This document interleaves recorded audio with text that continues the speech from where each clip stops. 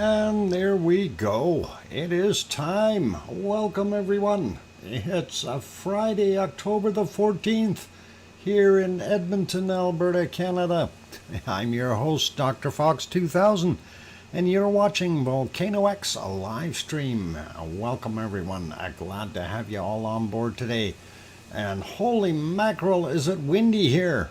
We're getting gusts up to about 60 kilometers an hour, and I had to deflate my rooftop stuff. It is just too windy up there. I've got over 70 pounds hanging on that spider, and those weights were being dragged around, and it is just windy up there. It's crazy. Yeah, 20 miles per hour, 32 kilometers per hour, and gusting up to about 35, 40 miles an hour, or about 60 to 70 kilometers an hour. Anyway, very, very windy up there. It is just absolutely crazy. Anyway, glad to have you all on board. It's Friday night, of course, for many people. Saturday morning for some, and that is awesome.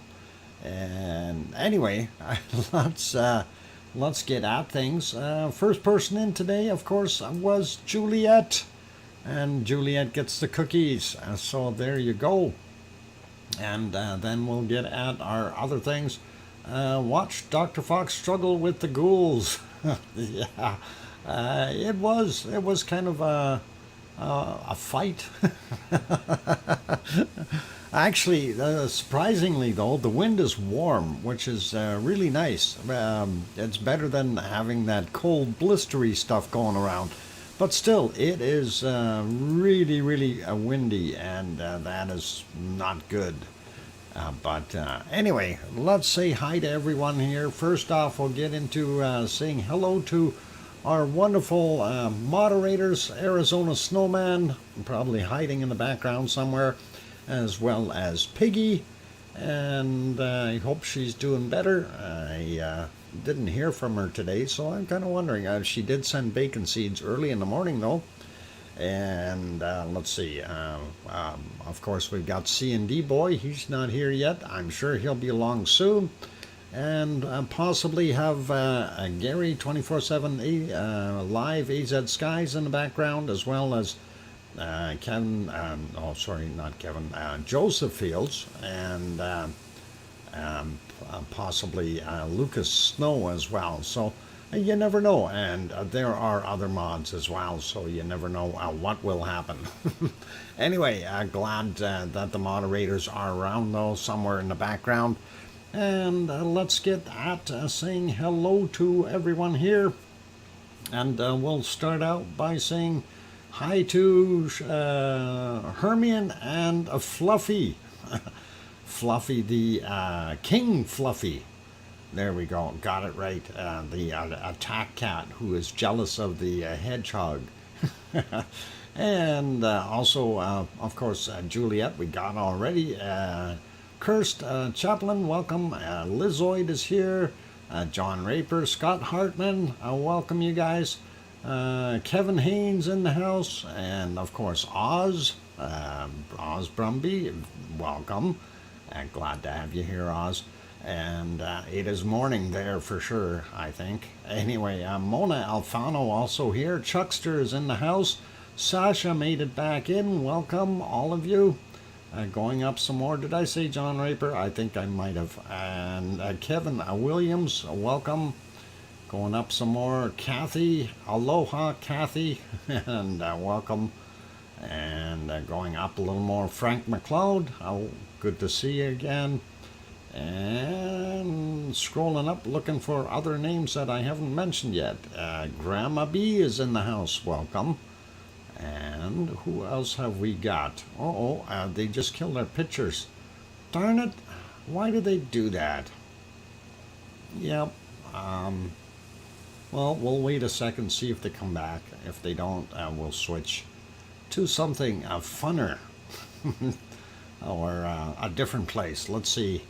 Well, they're not coming back yet. Let me switch this and see if we can get something on the screen. I don't like having a blank screen, and that doesn't look very good. We'll throw. Oh, yeah, sure. Just as I get back on there, it does that. Okay, a little bit too hasty, I guess. Anyway, going up some more. Kate is back. Welcome, Kate. And let's see, did we miss anyone else? Going up, Scott. Yeah, we got Scott. We got Sasha.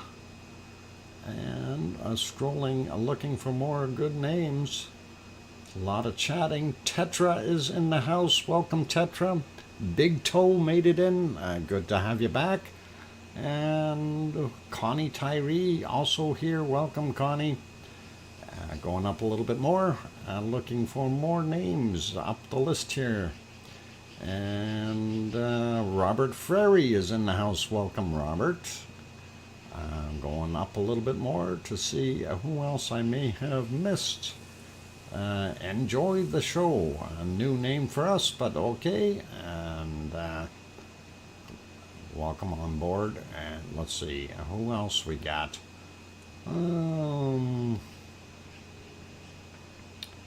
Looking here. And King Colin Deadman, welcome. I don't think I said your name. Philomena, welcome back. Philomena, good to have you on board. And going up some more, looking for more names. A lot of chat. Linda Schoof is here. Welcome, Linda. And Sharon Stewart also in the house. Good to have you on board. OFU Lux also here. And I am up at the top, so I can't see any more names. Peter Greenlee's down on the bottom. Good to have you on board. And I think I just about got everybody in here. If I didn't call your name out, it wasn't on purpose or anything. I try to say hi to everyone. Sometimes when I'm scrolling up, I do miss names. You might have come in somewhere down at the bottom where I wasn't there or something. But hey, who knows? It's one of those things. So if I don't call your name out, don't be offended. And we'll make sure we say hi to you somewhere along the way. Anyway, lots of interesting stuff happening today, but not as interesting as I'd like it to be. Let's start out with some quick headlines, if you will. Of course, someone was asking about addressing the bigger quake that they had in Hawaii on the Big Island. They had a 5.0. Also a 3.9 and a 2.9 and so on to the southeast of Pahala. And that was one of the things that we'll take a look at. We also had some larger quakes again north of Iceland. And we will take a look at that as well. Actually, we had a bunch of quakes all the way down from way up there at Svalbard. And all the way down past, all the way down the South Sandwich Islands, all the way down the mid-Atlantic ridge, there was a number of quakes. And they were all in reasonable size, 4s, 5s, that kind of thing. So something was shifting. And the 5 mag, what time? Wow. 365 miles from me. Time on that one. Let's actually pop over to that map as soon as I can find where I put it. Hang on. This one. Okay. Let's go to the earthquake map just for a second, and we'll zoom in on that and have a quick look. Of course, there's your Hawaiian Islands. And there's the Big Island, and most of the activity that is happening, it's all, Pahala is right about here. We'll just zoom in a little bit more so you can see it. There's Pahala, and here is the big one, and that happened at 13:07 Hawaii time, and that is when that one came in. There were other fair-sized ones. Here's a 4. That happened at 13:16. That would have been an aftershock from that one. Then we have a 2.6 there from 1327, 2.9 from 1455. What else we got in the area? This is a bigger one, 4.6 just offshore, and that happened at 1307 as well. So a lot of stuff going on there, and definitely shaking up the that area. And those are actually reasonably large quakes, 5.0, 4.6, you know, even 4.0s. Those, you know, something's going on. That's basically it. Now, looking at the depths of these, that is interesting. That 4.0 is at 3.7 kilometers down. The 5 was at 7.4 kilometers down. The one out here, 4.6, was 11 kilometers down. And kind of makes a guy wonder what the heck is going on. 3.9 was 10 kilometers down. So the ones right underneath the island and out here, like fairly shallow in that sense. And if there is something going on, hopefully we're not going to see it pop here. Hopefully it's going to redirect itself to either Kilauea or Mauna Loa, and that would be good. But I wouldn't want to see an eruption in this area. This wouldn't help anyone out, and would make for a miserable time there. Quick peek here at the ocean view, and just to kind of get an idea of where, we zoomed in too far. It's right on the edge of the island is where we're seeing those quakes. So that hot spot, I don't know if the island has moved a little bit or what the heck is going on, but it's really interesting though that it's happening here. Now, we know there were times when the Pahala area had so many quakes in there you just couldn't count them, and it gets a little on the scary side, wondering what will erupt next. We do see a couple here in Kilauea as well. So we'll have a look at all of these when it comes time to do our stuff there. Let's pop over to Iceland first, and we're going to have a look at, I need to take that little banner off. There we go. That, of course, is Iceland. And we'll have a quick peek there. Let me get to the right screen. And of course, that is what it is looking like right now. That is a live shot. 13:08 is the time. And if we back that up about just about 7 hours, this is what it looked like from the Perlin Center, and looking kind of, I guess, northwestish type of thing. And you see the mountains in the background there with that wonderful white stuff on it. Yeah, sugar icing, something like that. Hey, there's Bob. Welcome, C&D boy. Anyway, let's take a look at the other one. Oh, that one's buffering. That'll probably go to a commercial if we try to do this. Yep, it did too. What about this one? Let's see if this, of course, is our Katla view, and we'll crank the quality up on that. There we go. And that is about 7 hours ago.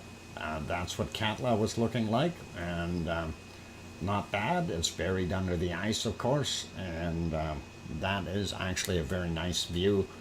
I don't believe we have any kind of a view from our other camera.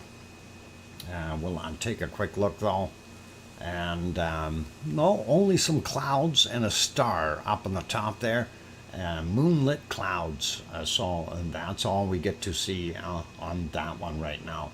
But this is actually a nice looking picture. You know, I like that. Looks cold though, but I like it. As far as the picture, I don't like the cold part. I like palm trees. Anyway, getting back to our other stuff here. Of course, that is our a wonderful Reykjavik downtown area there, and looking pretty awesome. And again, that one is from the Perlin Center as well, same as this one here. and that is what we're seeing. Actually, this is downtown, right down here, I guess. And why does that look fuzzy to me yet? It is on 1080p. Maybe it's just me. Maybe my eyes are going fuzzy. I hope not. Anyway, that is what we see there. And we're going to pop over and have a look at the harmonic tremor chart real quick and see what is shaking on that one. Do want to renew that or refresh it. I did have it up to date up to just before the show, so it wasn't too bad. But we did see an increase and, of course, a decline. And declines are always not good. You know, going down. I prefer to go up. But there you go. You can see that is up to date now. And it's kind of steady as she goes for the top ones here. And our blue is going for a dip. So no imminent eruption as far as I can see in that area. Sliding down, going to have a look at the Grimsey, and of course Grimsey is interesting because they had a whole bunch of quakes up in the area up there, and that one I'm not surprised to see it on a little bit of an upswing. There you can see some of the quakes going on. Nothing really spiking up like these guys over here, so it wasn't all that big or all that close, but that is what we are seeing at Grimsey. And if we go back down to our other one here, this is Grindavik, and Grindavik is showing the same thing as what we've got at Fregedelfjell, and that is basically a downward trend where it's kind of maybe going to go up right away. We'll see. But that's kind of what we've got on the harmonic tremor charts for today.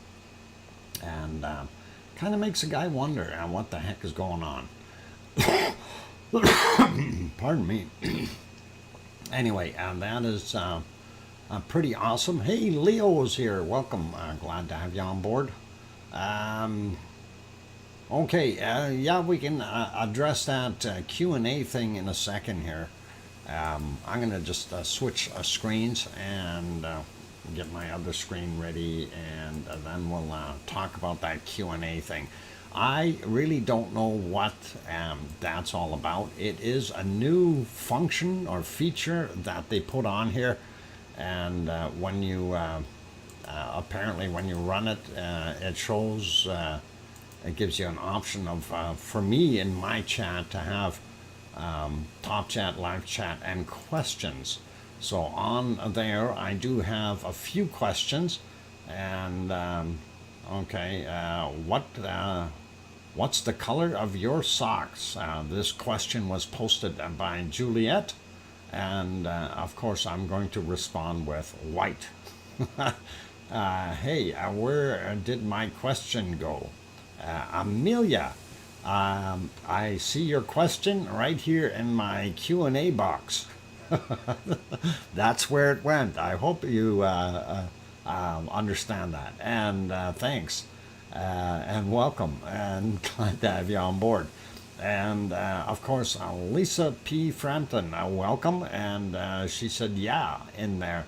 And I don't quite understand if that's a question or not.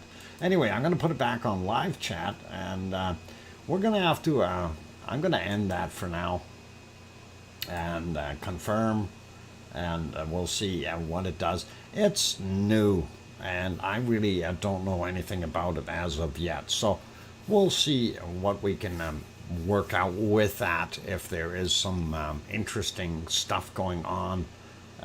You know, if you do have questions directed at me or something, and we might be able to utilize that.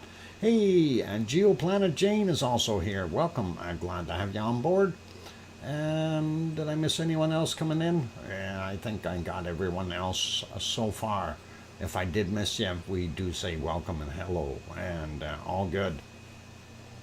All right. Geomagnet. Tismus. Oh boy. Geomagnetic net neat with the accents on there, John, that's a really horrible thing to try to pronounce. I'm going to skip it. I'm just going to call her Geoplanet Jane. How about that, eh?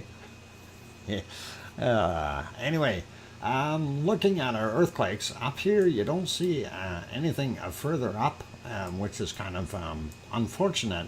Let's go to the other chart, and this is where it gets a little bit more interesting, and we see these up here. And I kind of have to go, what do we got going on here? And we had a couple of, well, we'll start at the top.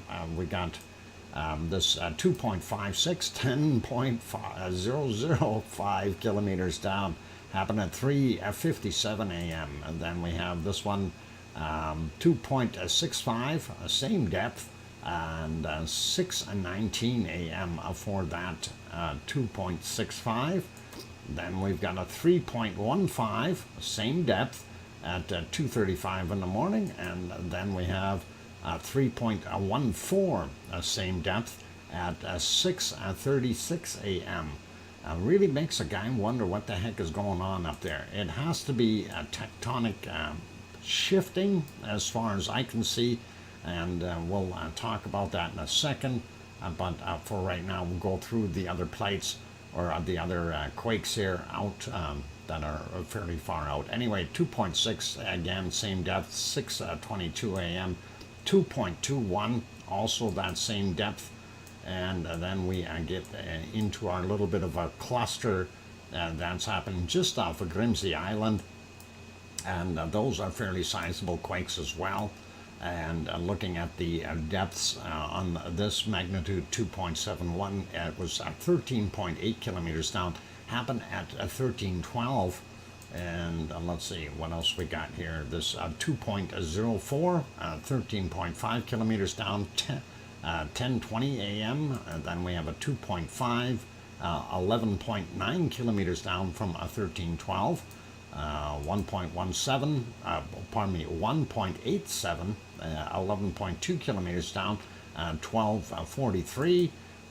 Just to get those times, I missed the depth. Yeah, 11.2 kilometers down. Okay. What else we got? We wanted to grab that 2.4 underneath there. 13.5 kilometers down. I think we got them anyway. We'll grab the 1.37 there.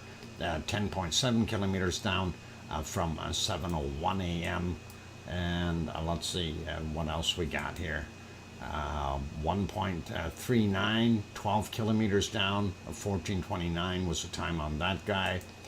This one, 1:50 a.m. for this 1.15, 11.987 kilometers down, or just about 12. We'll grab this 1.4 magnitude, and that was 5.3, a little bit more shallow from 1840. And I'm thinking that kind of ridge line in between here may make a difference as far as the depths. This one, well, maybe it doesn't. 12.6 kilometers down for this 1.16 from 1114. We've got some really little ones here, 5.2 kilometers down for 0.3 from 1313. And then we've got from 1900 a 0.5, 5.2 kilometers down. We'll grab this 1.4 here, 5 kilometers down, 2230 was the time on that, so it's very fresh. And we'll leave those be. We'll go down and grab a few of these in here. We'll start with this bigger one, 2.43, and just about 15 kilometers down from 11:50 a.m. We'll see where this guy is. From 2:49 a.m., 1.98, 15.7 kilometers down for him. And then we'll grab that 15.2 clicks down for that one, 2.17 in magnitude, 52 minutes after midnight. Some of the fresher ones here, 1.2 magnitude, and that is 4.8 kilometers down. And of course, we're moved down a little bit, so a little shallower, right? 1923 on that guy. This one from 2116, 1.7. 4.3 kilometers down. We'll grab this 1.23, and it is from 9:57 a.m., 4.43 kilometers down for him. And if we go a little bit further, I'm sure these are going to be more shallow than the other ones were. Fairly recent though, well, maybe not that much more shallow. 21:14 was the time on this magnitude 1.5, 5.6 kilometers down. And then we've got 1.4 here, 6.1 clicks down, 16:24, and then we have 14:17, and that is 1.5, 5.8 kilometers down for that guy. 1.32, 12 kilometers down, a little bit deeper, and that is from 14:17. Did we get this guy here? I don't think we got him. 1.46, 8.1 kilometers down, 15:07 was the time on that. So in general, there's lots of stuff going on there. But before we get going with the rest of Iceland, I want to go back over to our earthquake maps, the other ones for the worldwide stuff. And we want to have a quick peek as soon as I can find it again. We don't want to look there, we want to look over here. But we're going to use the other map. So we're going to use the,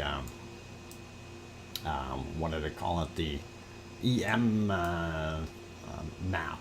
EM is easiest. Anyway, Svalbard up there, Iceland right here, and here's the quakes in between. So we got a 3.2 there at Svalbard, then Jan Mayen at 3.1, and then we had the 3.6, that kind of thing, well, up in that same range there in Iceland. And then as we go down further, we see a 4.8, and that is in, I do believe, just about that same spot where we had the swarm. It might be just a little lower. The swarm I thought was right around here. We'll take a look at that. And then I see, oh, I guess they took the other one off. There was another one in here somewhere. But then we also had this one from today, 5.2, and way down here in South Sandwich Islands in that subduction zone. So basically the entire thing seems like it's shifting. And I'm sure we have another one in here as well. The split between the Eurasian plate and the African plate. And we see that 2.0 there. And if we go zoom in here, is that today's? No, that's yesterday's actually, from 22:35. So, and there we've got that little swarm, and that is right on one of those fissures that we've got in there, and Strait of Gibraltar is what they refer to it as. It continues to be there, and that is the hot spot for quakes. I'm not sure why, but it loves its quakes there. Anyway, zooming back out a little bit, we do see that. So a lot of interesting stuff happening, and of course Hawaii, we see it on that map. If we go the other way around, it shows it there as well. So, okay. You know, you see what's going on. And I'm surprised we're not seeing any quakes on the other islands at all. Strictly on the big island of Hawaii. And that is kind of the way it is there. I'm not going to worry about it for now. Okay, get back out of that. Let's get back over to Iceland. I'm going to put that one back there so I can actually find it when I need to. And get myself back onto the right screen. There we go. Okay, and now getting those were all off in the water. Let's get onto some solid ground here. And well, we'll do this one in the water here. 0.48, 4.7 kilometers down from 4:45 this morning. And then we've got a 0.6, 5.2 kilometers down, and that was at 12:35 time-wise. We see a bunch of little ones in this area. I'm not even going to worry about those. I'm more interested in the bigger ones. 2.1, 5.2 kilometers down from 21:01 right there. And then we have a whole bunch in this area, very close to Askja. And this seems to be a hot spot. Anyway, 1.97. That is very shallow, 177 meters down, and that is from 9:30 this morning. We have a 1.1, 5.2 kilometers down from 2006. Then another 1.1 there, 7.2 kilometers down, 1946 for that guy. If we zoom in a little bit, split those up, just grab the bigger ones here. 4 kilometers down for the 1.03 from 1221, and we'll grab the 0.9, 7.6 kilometers down, 1828 for him. We got him already. Let's take a look at this one. 0.9, 5.2 kilometers down, 937. And if we slide over and go over to Astja, or that is at Astja. Yeah. No, that's not at Astja yet. This is Astja. And right there. Where'd these guys come from? Yeah, that's that shallow one. We got this one already. Okay, let's carry on. 1.2, 4.9 kilometers down, 507 this morning. 0.5, 5.2 kilometers down, 1656 for him. And let's just take a look at the ones right around Astja. We have 4 of them, 1.39, 3.77 kilometers down, 4:16 a.m. for him. Very small 0.2, 5.2 kilometers down, 1731. And we'll grab that 0.8, and that is from 2300, and 3.8 kilometers down. So very cool, very interesting, but I don't see anything erupting yet. So we'll carry on, take a look at other stuff. And we are seeing a little bit more activity around Grimsvatn, and thanks for the 4-minute warning there, Kevin. Magnitude 1.95, 1.1 kilometers down, 5:12 a.m. And that is just to the northeast of Grimsvatn. And of course, then we had a 1.09, 1.8 kilometers down from 1337. Then we had this from 2242, 0.7, 3.7 kilometers down, a little more shallow. This one's, sorry, a little deeper for that one. This one's a little more shallow as well. So 1.3 kilometers down, and 0.92 from 1243. Now, the fact that these are a little bit more shallow, these three, kind of makes a guy a little Anyway, looking at down here, right in between Katla and the one I can't pronounce, is this guy here, 2.1, 5.2 kilometers down, and that was from 1509, this fine day, so 3:09 p.m. And how we doing time-wise? We don't have enough time to finish them all off. We'll grab this guy, 0.96, 9.3 kilometers down, and that is from 1345. And we'll leave it there. We'll grab these other ones after the break. But it is time for me to go have a break. So let's go back over and we'll take a look at that. I can actually take that larger banner off. And there we go. And let me see what we've got.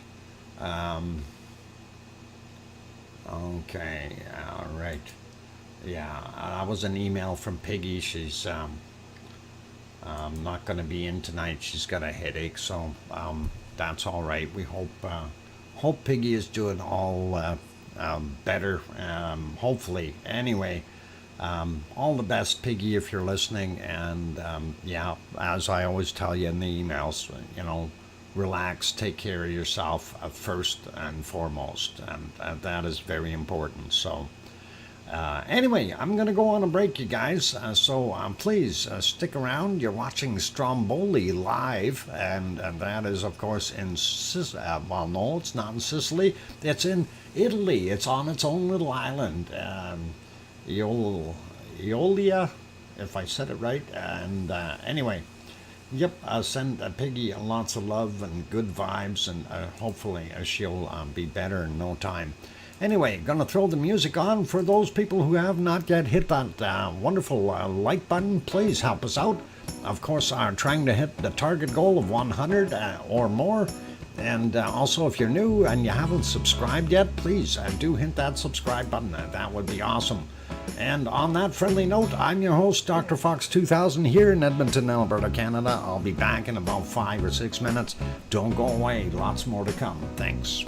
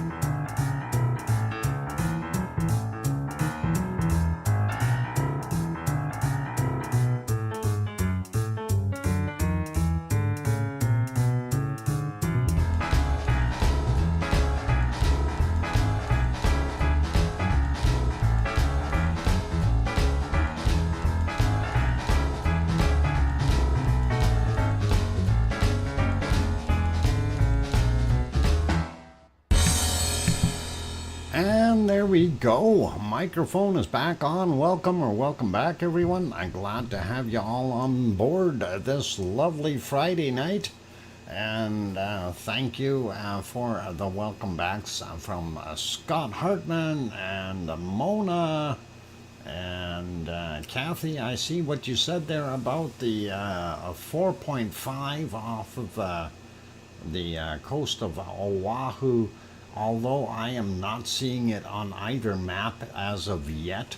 And also thank you to Trev T. Winky Wonky Donkey. Well, welcome, Trev. And thanks. And thank you, Oz and Kate and Robert and Sasha and Kevin and Leo. And that is awesome, you guys. Thank you very much. And anyway, looking at Stromboli, it didn't cut out for too long there. It was still doing its thing. We're not seeing as much lava flow on the actual picture itself. The thermal, though, is showing the streaks of lava going down the hill, and it is continuing to put out material, but not as much as it was before. So all good, and that is cool. And get well for Piggy. Thanks, Kirst. Well, I make sure we pass that along to her if she is not watching. So all good. Anyway, let's get back over to the Icelandic quakes that we were looking at, and we were down to looking at the stuff on the Reykjanes Peninsula, and this area. We got all the other ones. Let's just have a quick peek. For those who aren't familiar with the area, there's your capital city, Reykjavik, and it is a lovely city. And then, of course, Keflavik Airport, Keflavik, Reykjanesbær, Yardvik, and we slide down here. We see the town of Grindavik, and of course, if we zoom in a little bit, you can see the Blue Lagoon area, the power plant hotel right there.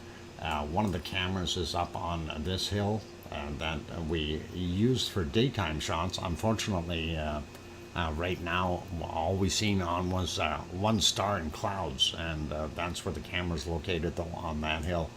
And let's just zoom out, and we'll start over here and way over by the lake, and we'll see what we've got going on. By the way, this over here is Krusavik, and that is that volcano, just so you're aware of that.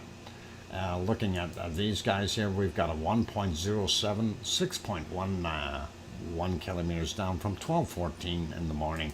Then a 0.61, very small, 4.9 kilometers down, 2:32 a.m. for that guy. Sliding over towards Krusavik, and we see 0.78. 5.3 kilometers down, 13:01 was the time on that guy. And then we've got a 0.73, and that is a little further south, 6.4 kilometers down from 10:48 a.m. And moving over a bit more, we see this guy here, 5:47 a.m., 0.19, very small, 3.2 kilometers down, a little bit shallower, so all good. 0.74, 3.2 kilometers down for the one close to Kalir, and it is 7:19 a.m. that took place. And we have this one from 6:55, 0.75, 0.69 kilometers down. And of course, getting closer to our Siggy Fisher right here, we see this 0.27, and that is 0.38 or 380 meters down. Very small, all by itself. Kind of makes you wonder what's going on underneath there. And is that an old lava tube collapsing, or what's going on there at that shallow depth? Really wonder. Anyway, 4:34 a.m. for that one.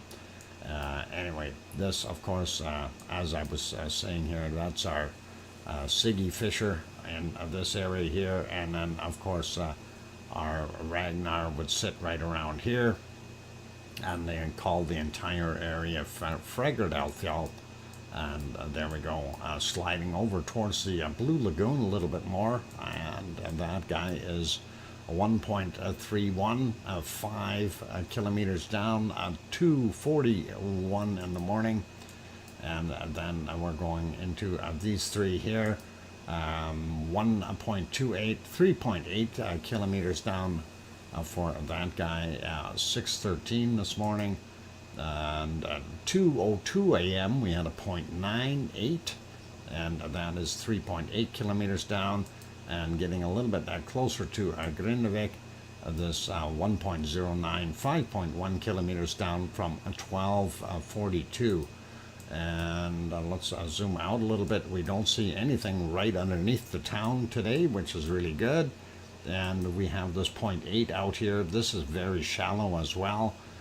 That is only 59 meters down. So, yeah, that's only like 180 feet down. That's very shallow. That must be just something settling or something. I really can't see it being anything other than that. 5:47 a.m. was the time on that guy. I don't think anything would be pushing up, but you never know. It could be lifting. I'm thinking it's still settling from a last the upheaval. So anyway, this one 39 minutes after midnight, 1.07, 3.8 kilometers down for him, and 1.47, 5.2 kilometers down, and that was from 39 minutes after midnight. We don't see anything on further out on this map, so I'll leave that be. That is what we've kind of seen there today. So a fair amount of activity in Iceland, and the quakes are numbering at 127. Did we miss this 2.8 over here? I think we might have. I didn't realize that guy was there. 2:26 this morning, and 2.8, 5.2 kilometers down. Interesting. Usually don't see too many quakes out on this side, but hey, it's there, just so we did cover it. Anyway, hey, Maria is here. Welcome, and glad to have you on board, as well as Colin, and in addition to King Colin. So good to have you on board. Anyway, let's carry on with other wonderful volcanoes around the world. And of course, since we're talking about Mid-Atlantic Ridge stuff, we're going to slide down the Mid-Atlantic Ridge to the Azores. And unfortunately, this map won't do that. Let's, the map that I was on won't do it. Let's see if I can get on the right ones here. I need to switch. There we go. Anyway, this area here, of course, is the harbor. We are on the island of São Jorge, or São Jorge. São Jorge? São Jorge in English. Anyway, that's where we are. You can see the lights of Pico Island off in the distance, just so you get an idea what it looks like. There it is during the daytime hours.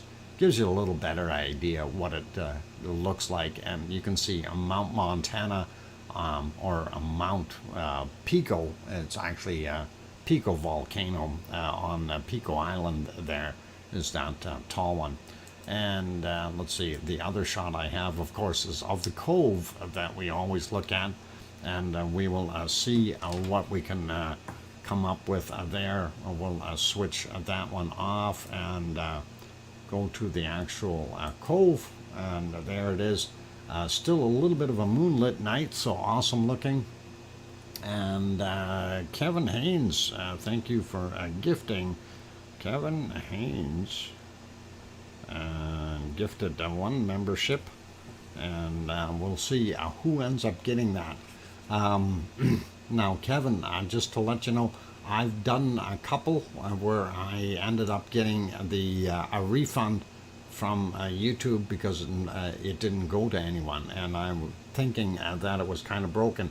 And by the way, Oz, That one that you did last night, the last one, that went to Darren Peterson is the one who got that one from yesterday. Just so you're aware of that, it didn't go get lost or anything. So they are a little bit slow in reacting. But thank you, Kevin Haynes, for yours, and we'll see who ends up getting it in the show here. And you guys all have to remember, if you see that gift, on the bottom of the gift, there should be an option box that allows you to opt in or turn it on for accepting the gifts. If it's not there, there are other places, and I looked in the YouTube videos there. The other one is a little harder to find. We're not going to deal with that right now, but just to let you know, if you do see the opt-in thing there, you can do that. So, hey, no worries, Colin. You're more than welcome to come in and do your thing. So, all good. Anyway, looking at this, we do see that moonlit stuff off in the distance there, a little bit of Pico Island on the other side, and of course we see the whitewater splashing, and so seas are a little bit on the rough side there in the Azores, at least very close to St. George. Looking at what we've had for quakes today, and this is where it gets a little bit busier than what it's been in the last little while. So 1.5 from 1:55 a.m.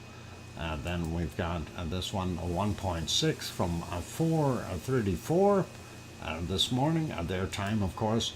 1.5 from 8:17, and then we see a 2.3 from 9:48. And then the last one there from 21:30, which is a 1.6, and that is the ones that are happening there on St. George. But let's go over to the other one, and we'll refresh that because we need to be up to date. And we'll take a look at that map. We'll make that a bunch bigger. Slide down a bit. There we go. All right. So. In addition to the ones that we've seen on St. George there, we do have this guy down here, 6 hours ago, magnitude 3.0, and then 14 minutes ago, a magnitude 2.3. And of course, that's Pico Island, Fayal Island, St. George there, Terceira.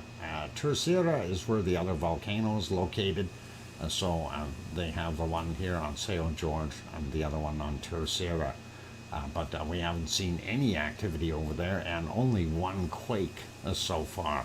So I don't believe that there's going to be too much happening there. Anyway, looking at the quick list there, it's kind of covers the whole screen. There's your list of the ones that we were seeing there. They do have them a little bit bigger here. This is kind of interesting. They call that one that's 9 kilometers down 2.6, whereas the other map had it at a 2.3. The other one here, 2.3, out by west of Fayal Island. That's all right. And the other ones all kind of match up roughly about the same. And interesting nonetheless. And of course, if we try to widen that screen out a little bit, you can see that other chart, and we'll see if we can actually bring it up. Let's close that, go back and hit it again, and okay, it's broken. It brought it up, but it's broken. All right, never mind. We're not doing that, so we can get rid of that, and we'll try. I don't know. Will we try it again? There, that might work. Okay, and that worked. Anyway, you can see where most of them are, and then the other two that were really down further. So most of it is surface quakes. Really not seeing too much there. And Oz gifted a membership. Thank you, Oz. Oz Brumby. Okay, gifted one. We'll see who gets that, and we'll see what happens. Anyway, thank you, Oz. That was very kind of you. And we'll see who gets it and keep an eye on that. So, pretty cool. And, whoop, I turned the wrong one off. There we go. That's the one I wanted. And, oh, a bloke. Oz is a fine lady, an Aussie lady. Thanks. Anyway, I will carry on here. Let's pop over to our next venturesome places. And of course, that is in Mexico. Bloquette. Is that what, yeah. Oh, hey, Trek 15 got the one from Oz. That is awesome, and that is cool. I never did see the one that Kevin Haynes put in there, though, so that might pop in there yet. But congratulations, Trek 15, and thank you, Oz. That is very kind of you, and glad you were able to get that happening. And anyway, let's let me get on that screen. If I can find it, we'll try that one. No, it says Mexico on there. I suppose we can try that. Let's see if it'll work a little better. Not looking so good. Anyway, let's go way back into the morning hours. Anyway, there we go. Grandma B also gifted one membership. Wow. Grandma B and gifted one. Thank you, Grandma B. That is awesome. We'll see who gets that. And if no, oh, Colin, there. Wow, that worked quick. I'm still wondering what happened to Kevin's. And Kevin, if you happen to get a credit from YouTube, oh, hang on, no, Kirst got it. So hey, awesome. So now we know where all of them went today so far, and awesome. So Kirst Chaplin, I got one, Colin got one, and of course the other one from went to Trek 15. Awesome, awesome, awesome. And yeah, that is pretty cool, and very, very kind of all of you to be doing that. Anyway, 7:04 a.m. is what we see there, but if we go back a little bit more, they do allow us to do that a little bit. There was very little activity there at Popocatépetl, and this is about 14 hours ago, actually. Let's see which way that moon was going. And yeah, from 4 a.m. Is the time on that. You can see it's a lovely view of the stars in the background, some hazy clouds up on the top, and the moon, and that is really, really nice. Why am I not seeing my mouse? Maybe I should turn my mouse on. There's the moon, and of course the stars and the hazy clouds, but not seeing a heck of a lot coming from the volcano, even if we zoom back a little bit, or forward I should say. We see the occasional little puff popping up, and that is a little bit deceiving because it is kind of moonlit, as well as actually I don't think that's the moon. The moon has got to be over on this side here, to the south of this. I think that's one of the other stars. That might be Jupiter or something. Hard to tell because this area is lit up, and it wouldn't be if the moon is over there. And that's pretty easy to figure out, right? Anyway, you see how light this is, and it's 4:17 in the morning, so that might even be Venus coming up, being as bright as it is. So pretty cool. Anyway, let's see what else we can find here if we go forward, and we'll look for our golden times here, and that should be about here, and really didn't put out any eruptive activity since, so it's quietened down a bunch, and really not sure what to say about it. I mean, it's just quieter. That's all there is to it. Popocatépetl is quiet. And of course, it is in better weather for the morning anyway, very clear, but right now this is what it looks like. If we go to the other view, that's what we're seeing there. And of course, the angles are different. If we back that up 10 hours, that is what we've seen. And there we could actually see a little bit of a plume coming out of it. Let's help that out quality-wise. There we go. And that was from 8:50 a.m. So a little bit of activity, not much happening there. Anyway, I do see it's break time. We're going to do Fuego first real quick and get those guys out of the way. That is Fuego right now. And oh. Thank you, Oz.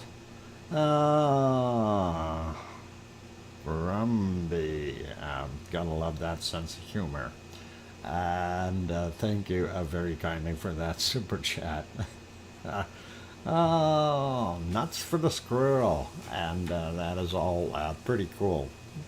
Okay, anyway, that's kind of what we're seeing there right now at Fuego.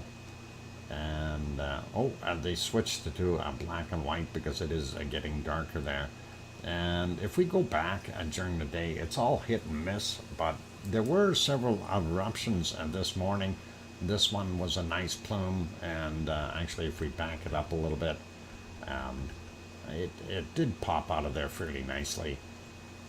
And that was actually multiple shots coming out, and that was all around that same time, just right around the 8 o'clock mark. And it wasn't too bad watching that. So pretty awesome and really cool. Anyway, it is time for a break, yes, and we will leave that be. And I will go take a break for a little while. And when we come back, of course, we will have bacon seeds. And that'll be all good. So hang in there, and for those good people that are here, if you have not yet hit that like button, please help us out. Of course, we're trying to get to that 100 mark, and or over it actually would be nice. So please hit it, and also if you're new, you have not yet subscribed, by all means do give it a quick bump there on the subscribe button. Don't forget to hit the bell notification, and that way you'll be notified when we do come live. And remember, tomorrow is Saturday, so stream is going to start early, just to let you know again. Anyway, back in about 5 minutes with some bacon seeds, and keep smiling and be nice. I'm your host, DrFox2000. Don't go away. Thanks.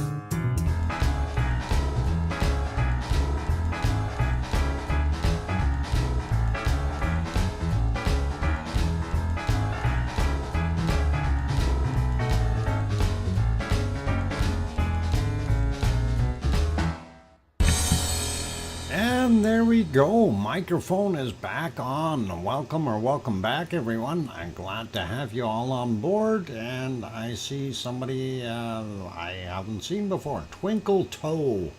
Welcome. And says, where are you from, Twinkle Toe? Somewhere in Maine or something? Yeah, okay, live in Maine, USA, thinking we'll see some white nasty stuff by November. Oh, don't swear like that, Twinkle Toe. Anyway, that is okay. No, welcome. Anyway, I thought I'd pop it on here. We see that moon setting or coming up or something over there. And that is Fuego. We see a little bit of that candle being lit and some more clouds developing, unfortunately. So the view has diminished, but it wasn't too bad when I was looking at that. Oh, Trev, don't say that. Anyway, I did say bacon seeds. It is that time. Duluth had snow. What? No, I hope not. Actually, it could have, with that weather that came through there, they might have. Anyway, let's, no snow here yet, and I don't want any for a while. Let's see what we can see with our bacon seeds today. We are in the middle of a nasty winds, 0 miles per hour, plus Hobby says the gusts are over 70. Oh, probably you missed that first number in there. Twinkle Toe. It's got to be more than 0 if it's nasty. We had very, very bad, 50 miles per hour. That makes more sense. And we had very nasty winds here too, and not quite as bad as yours, but I'm sure the gusts were over 50 miles per hour that we had here, and I had to deflate my rooftop display.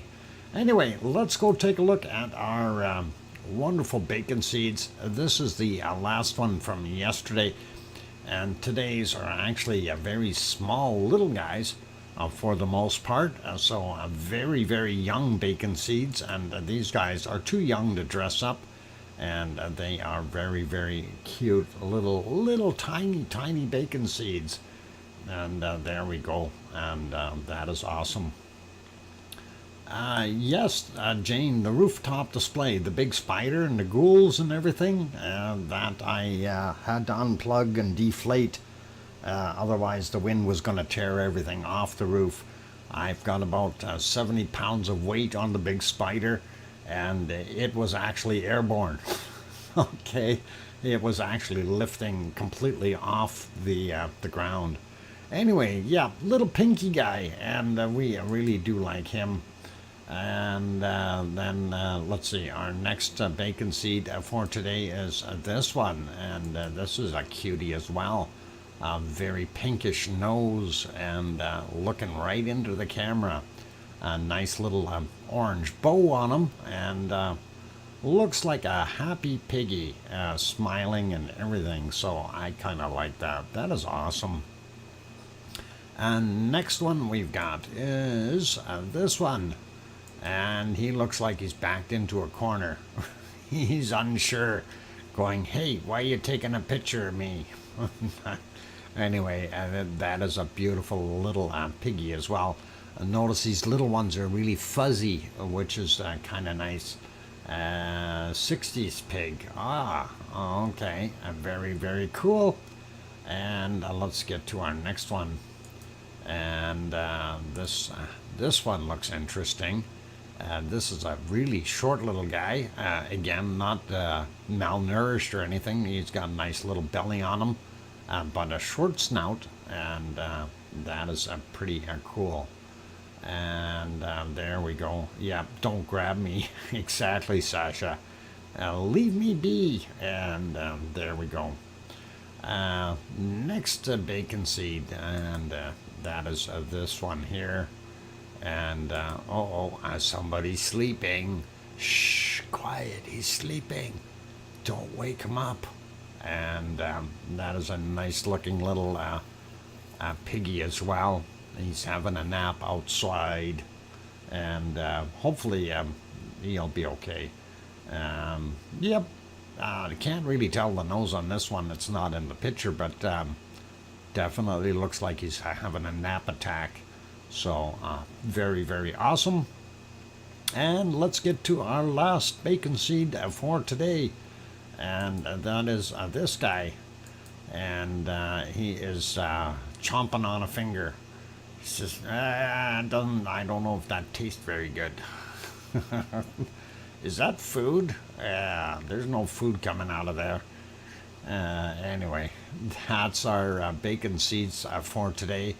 And that is very awesome. Of course, Piggy supplied those, and thank you very kindly, Piggy. You did an awesome job again, and very kind of you to send those seeds in. I really do appreciate that. So, yeah, it's a suckling pig, if you want to call it that.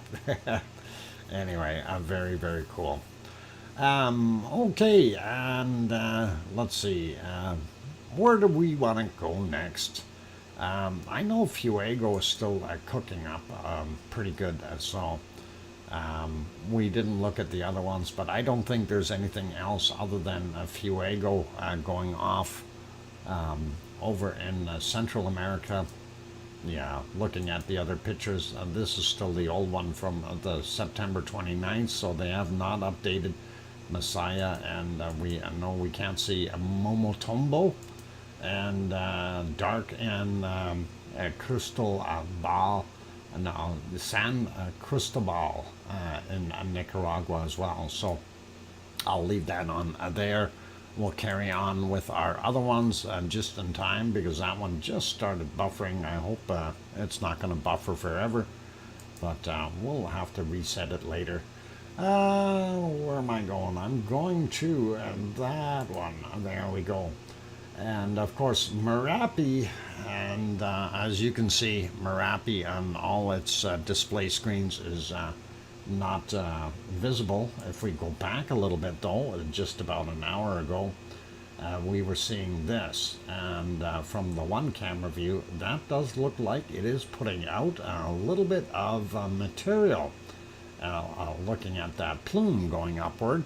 Unfortunately, we don't have the other camera views to be able to confirm that it was throwing lava out, and even if we go back a little bit, it's hit and miss in between the clouds, and I'm just trying to find some clear spots here, and I think most of it was a no-go for what we've seen. And we do have all kinds of storms down there in the Indonesian area. So yeah, that's kind of it for there. Let's pop over to New Zealand real quick for a quick peek at Ruapehu, if we can see it. It is in the clouds as well, and I don't know if we're going to have anything from Ruapehu. Let's see, right about there. Will that work? And I don't see it there. Oh, we do see it 3.5 hours ago, and that is what we've got there. Let me crank the quality up on that, and there we go. That is Mount Ruapehu, and that is, well, we'll see if we can get to Tal in a few minutes. Other ones first. Tal right now is probably still sleeping. We'll see what we can do. Taupo has been leveled up. Oh, okay. We'll have a look at the map and see if they're what they're saying about it on there when we get to that. Leo, thank you. And I thought they said it was getting quieter, but if it's leveled up, Ruapehu. Not, yeah, I think you got an extra U in the front of it. No, it's Ruapehu. Ruapehu. Ruapehu. Ruapehu. And, yep, Ruapehu. Yeah, actually, the second A is an E in there. And then you got it right, Jane. No worries. Anyway, yep, we do see the powder on it. Yes, that's it, Ruapehu. And you got it, Jane. Okay, so that's what it looked like there. A little gray skies anyway, but that was from 9:45 a.m. as you can see, and or sorry, 9:54. My bad, dyslexia. I looked too quickly, and that's what we had there. I'm going to put it back to live, and that, of course, is what we're seeing there right now. More thunderstorms and stuff coming through, and giving them a little bit more rain. Pardon me. Anyway, moving on, I will take a look and see if we can see Semeru today. And wow, let me get on to that shot here. Where is it? There it is. Is that not? That's not set to live. Oh, that is live.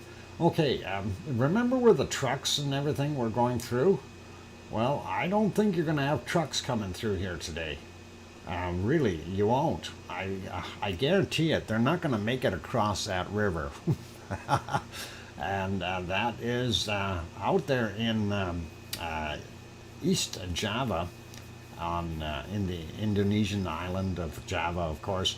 And yeah, way too much water. There's no way they're going to be able to scoot across there with their trucks and come up the other side and go do their thing. It is a no-go zone. And of course, with the storms they've been having, it is one of those things there. So hopefully they'll be okay, and hopefully there's another way across that river somewhere. There's got to be a bridge somewhere, or at least you would think, right? Anyway, let's back up a little bit, see if we can find any point here where we can actually see the mountain. And I don't believe there was, because of the amount of oh, hang on, we might have had a little peak right here 9 hours and 41 minutes ago. And yep, you can actually see a little spot of lava on there. That is awesome.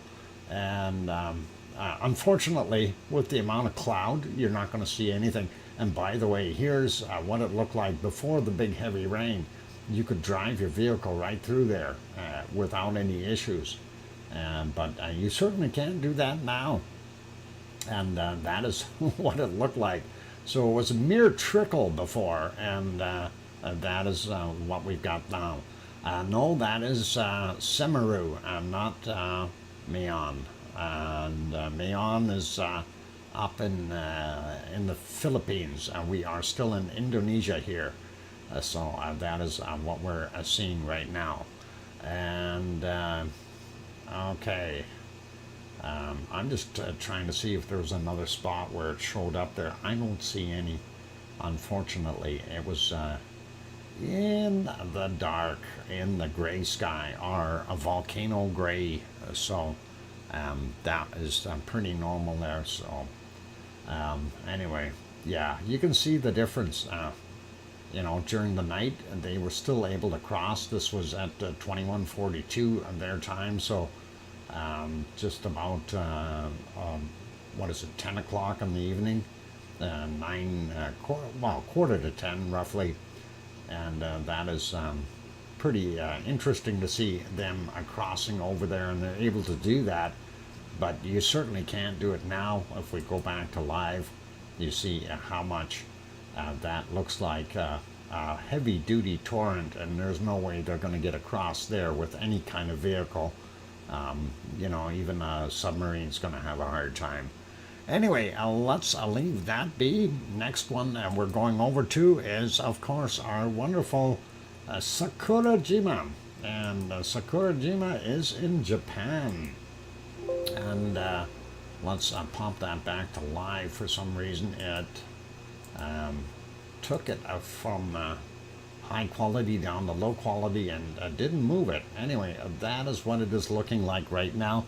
It's actually calmed down a bunch, and this is probably a good thing for the people in Japan, but it has subsided a whole bunch in comparison to what we were seeing before.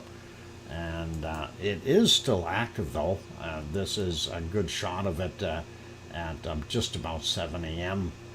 This morning, and that's what we were seeing. That is Japan time, that is, which is actually in the future. It's tomorrow morning, but let's not confuse the issue. Anyway, a little earlier there at 5:36, we were seeing a little bit dirtier material coming out, and that actually looks kind of like a little piggy. Nose, eyes, ears, and front and paws. Never mind. Okay, I'm seeing things. It's okay. I've been doing this too long. Anyway, no worries. That is what we had a few hours ago, and going back about 5 hours, there you can see the nighttime sky, and it definitely is still off-gassing, still doing a lot of that stuff. But as far as major eruptive activity, we're not seeing it right now. So a little quieter today. This is 40 minutes after midnight, and that's what we were seeing then. And let's pop over to the other ones. Hey, the ice cream boat is coming. And the ice cream boat is just about going to dock. There you can see it. And it'll pull up over there so you guys can get some ice cream. And that'll be awesome. And yeah, Cherry Blossom Island. Yeah, unfortunately, cherry blossoms are back in, I do believe, May for them. Between March to May, somewhere in there is the cherry blossoms. I want cherry. Oh, okay. Yep. Okay. Rum and raisin for me. All right. All good. I can't do the rum part, but the raisins aren't bad. Anyway, that is our longer distance shot. That's what it looks like there.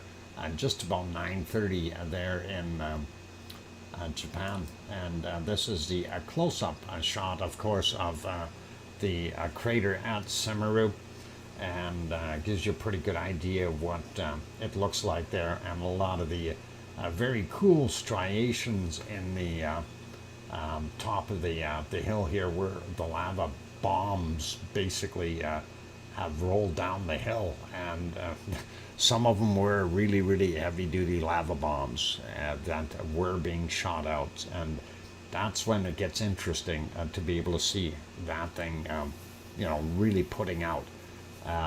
We've yet to see a really, really heavy-duty eruption out of there, so that's kind of what we got. Thank you, Kate, for the 3-minute warning. I got it.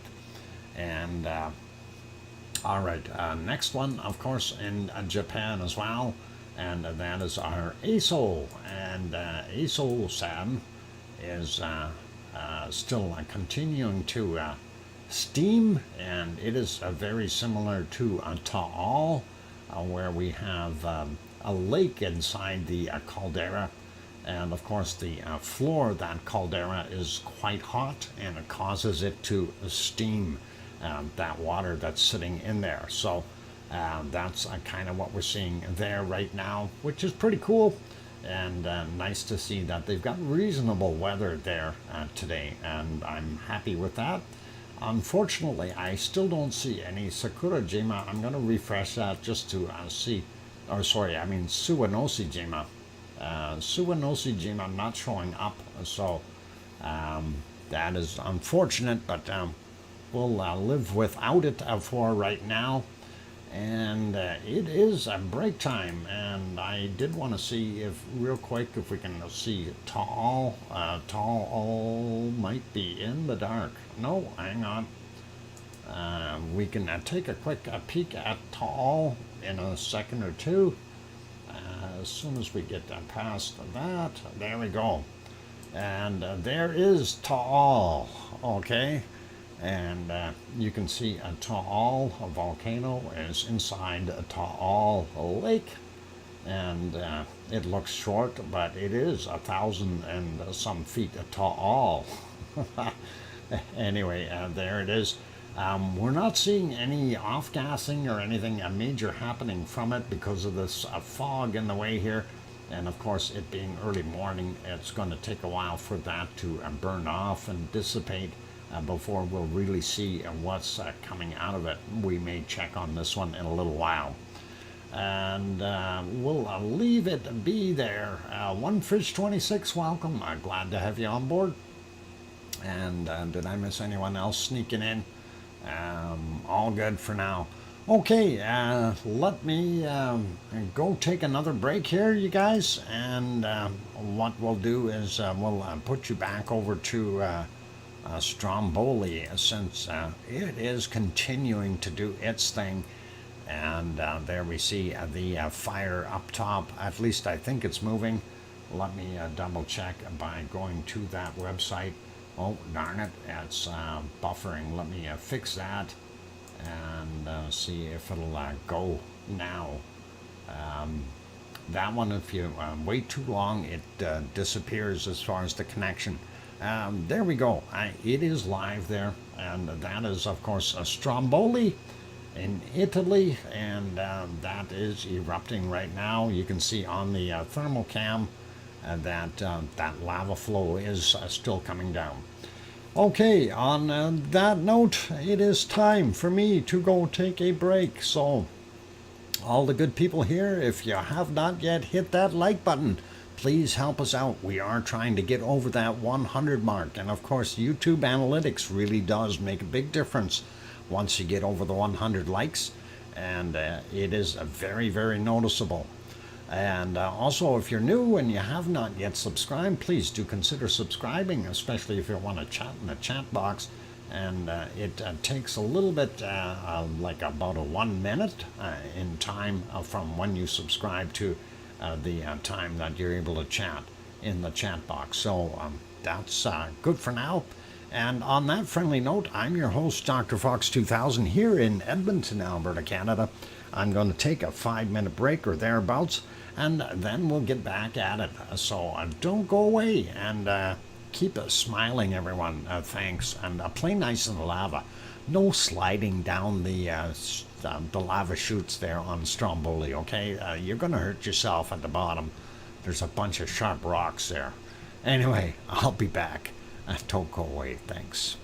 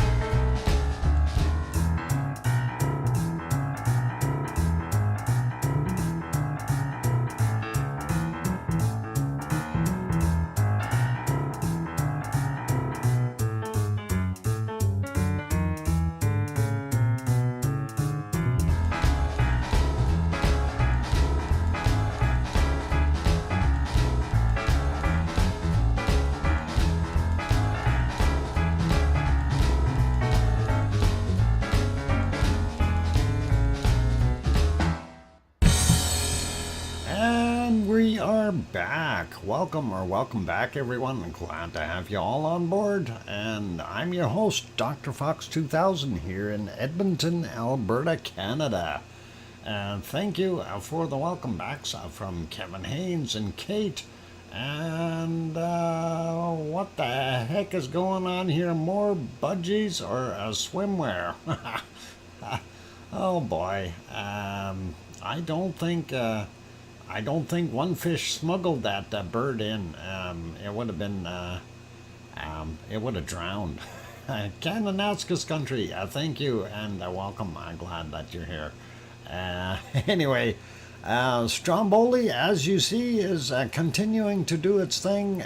The clouds are moving in again, and of course, it is still erupting a little bit. We do see in the thermal the streak of light there, and that is, of course, the lava sliding down the hill, and of course the eruption happening at the other point, wherever it is. Let me see if I can get to it. Oh, I don't have that turned on. Never mind.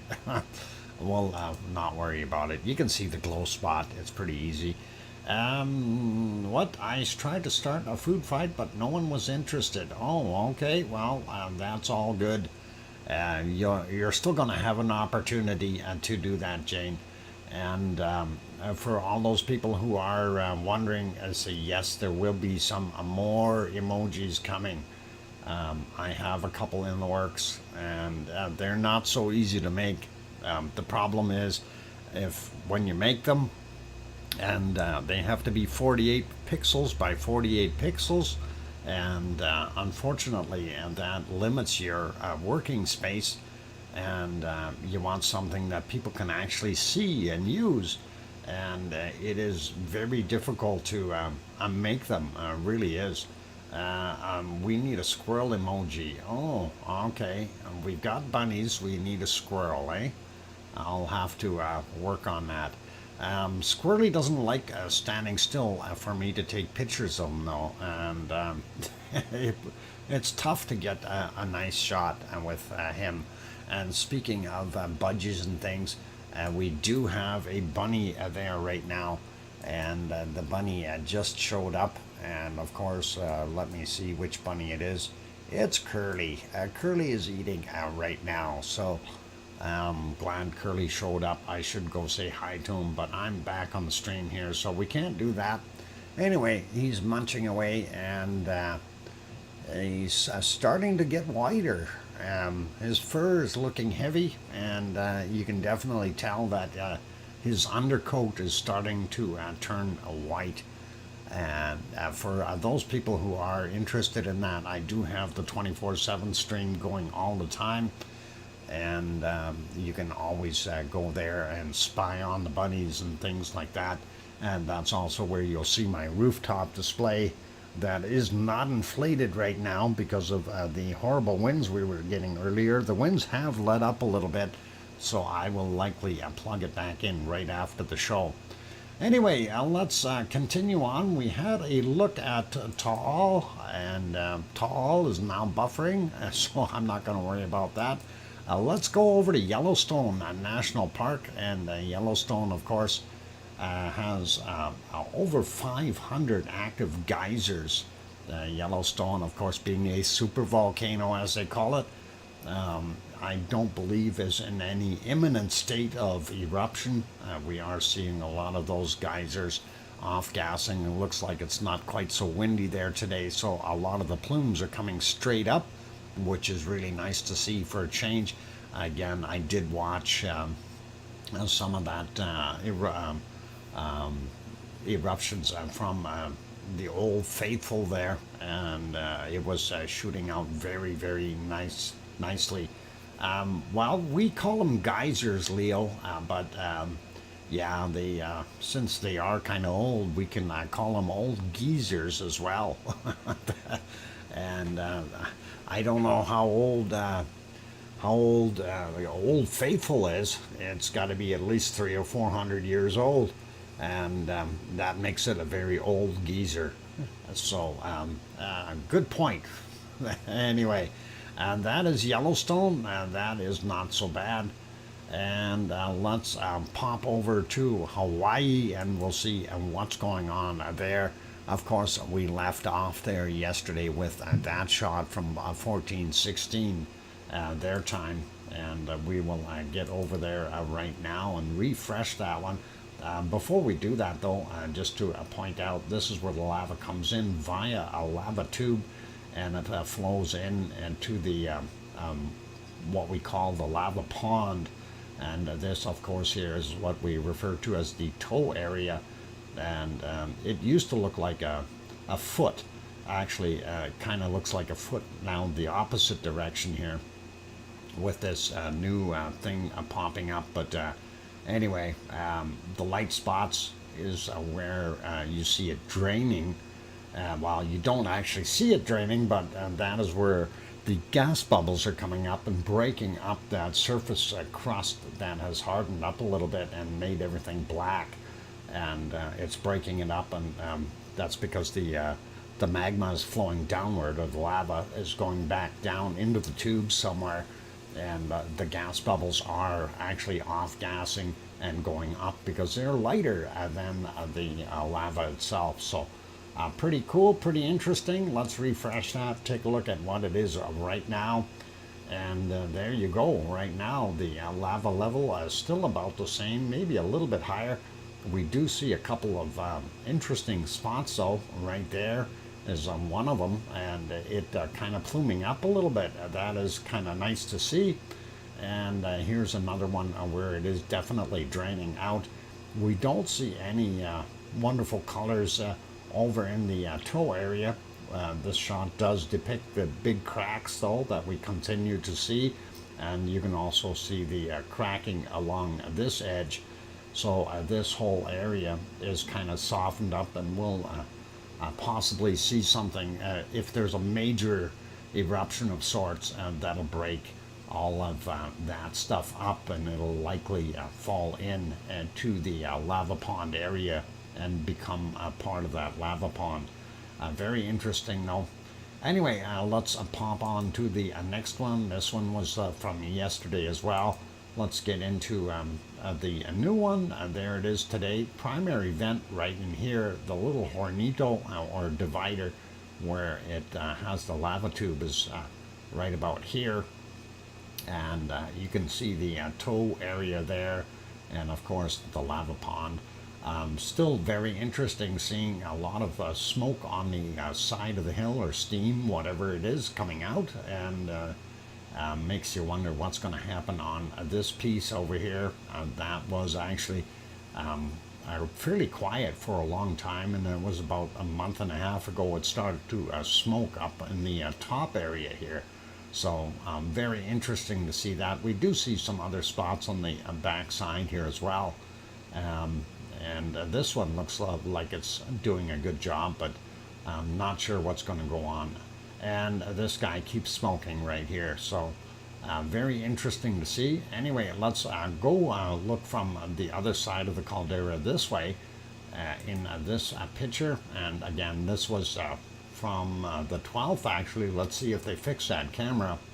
And yes, they have. This is a current picture, and that is what we're seeing. Again, here's the toe area, the lava pond, that one smoker there. The primary vent is here, and that little hornito would be right about there. And you can almost see a little bit of a dark area there. That could be part of that lava tube that is feeding the toe area. And it looks like that thing is getting bigger. Mind you, our lava level is fairly low in the lava pond. So we'll see what happens in the future. And again, looking over here, you can see the land here. This is Pig Island. It's up a little bit higher than the rest of it. And of course, the whole area here, it is kind of elevated. The sides are lower. And that is kind of neat and interesting, because that's actually a whole island of lava that is cooled down, crusted up and everything, which makes it lighter than the hot liquidy lava, and it literally is floating on top of a bed of lava or magma, whichever is underneath there. and it's kind of a mix. The way I look at the difference between lava and magma, of course, lava is once it has been exposed to the surface. Magma, if it's still down in underneath something. So if it's down there, those could be the differences. Anyway, that is pretty awesome there. Let's take a look at the thermal image. This is, of course, from yesterday, and we did see that, yeah, from yesterday, primary event right there. There's the little hornito, and the lava tube would be underneath that layer right in here. There's your toe area from yesterday, and of course the lava pond. We'll refresh that, take a look at what it looks like right now, and there you go. Really not that much different. Again, primary event, hornito with the tube in it, and that is pouring in there, kind of a nice pattern. And the toe area really not changing color at all.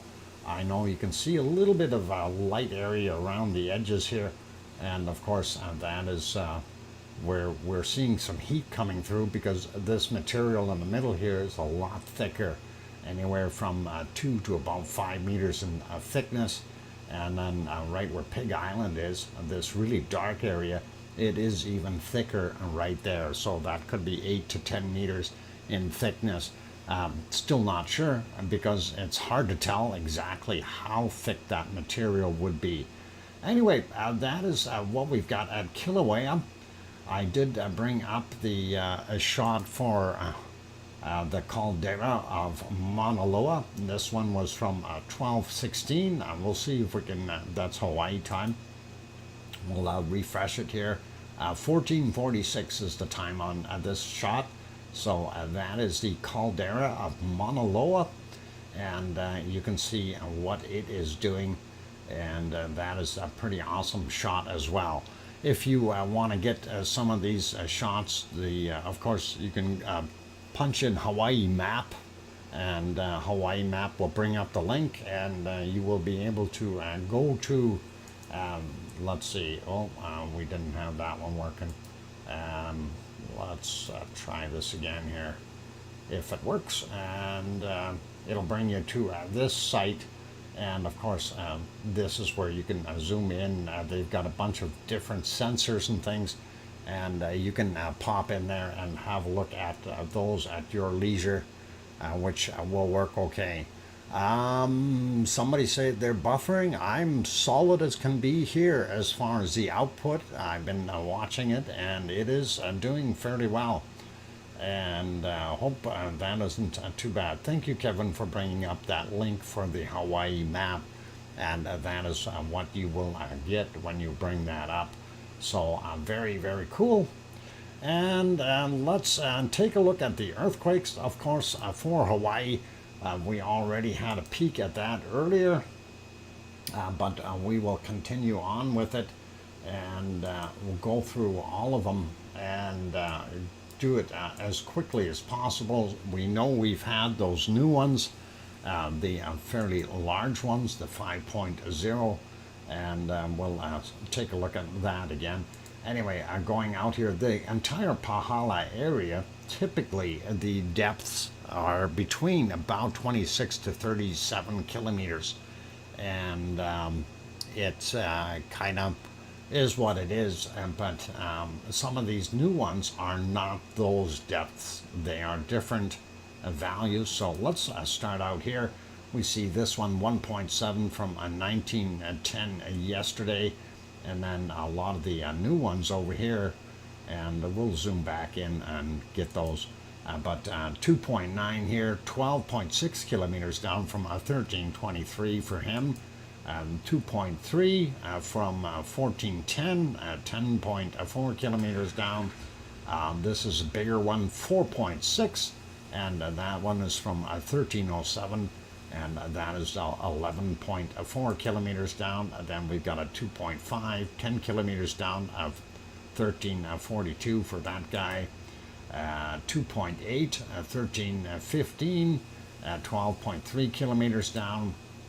2.2 from 1424, 11 kilometers down. This guy here, 2.8 from 1527, 13 kilometers down. And this guy, 4.0, a little bit bigger, and 16 was the time on that, from 11.2 kilometers down. Another 2.2, 1358, 11.6 kilometers down. Then this guy, 2.1 from 1320, 11.2 kilometers down. And then we see the big one, of course, from 1307, 9 kilometers down on that guy. We'll grab him, 3.9 from 1412, 10.6 clicks down. 2.3, 13.3 kilometers down, 1446 for him. This one, 1402, 2.2 kilometers down, going up a little bit more, 2.7, 1458, 4.5 kilometers down. So these depths are not as normal. Brian Rock Rail fan, thanks for being here, and thank you. Take care of yourself, and we'll see you on tomorrow's show. Remember, tomorrow's Saturday, so the show starts early. 1.9 from 1631, and that is only 1.2 kilometers down. This guy here, 2.9, and that is 1455, 8.8 kilometers down. We'll work our way up this side here. This one, 1.9, 1631, 1.2 clicks down. And we got this one, 1.9, 1615, 2.1 kilometers down.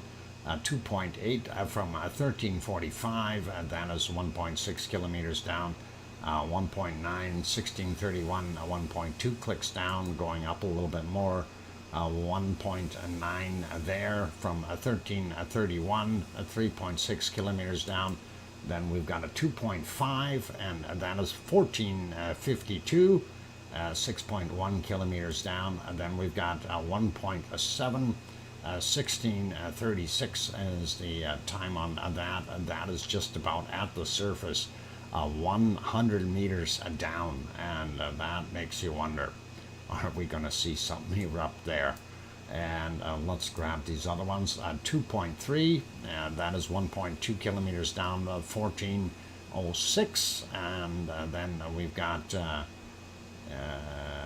this guy here, 2.7, 1332, 600 meters down. And then we've got this one here, 2.4, 1352, and that one is well up into the mountain, and that is 1.3 kilometers above sea level. And of course, you got to remember, this is going up the side of the slope of Mauna Loa, so that is still quite a ways from sea level. And let's grab these other ones here we missed. 2.4, 1658, 5.9 kilometers down. And then we got a 2.6, 1327 for him. We've got this guy here, 2.0 from yesterday, 2244, and that's back down to the 32.9 kilometers.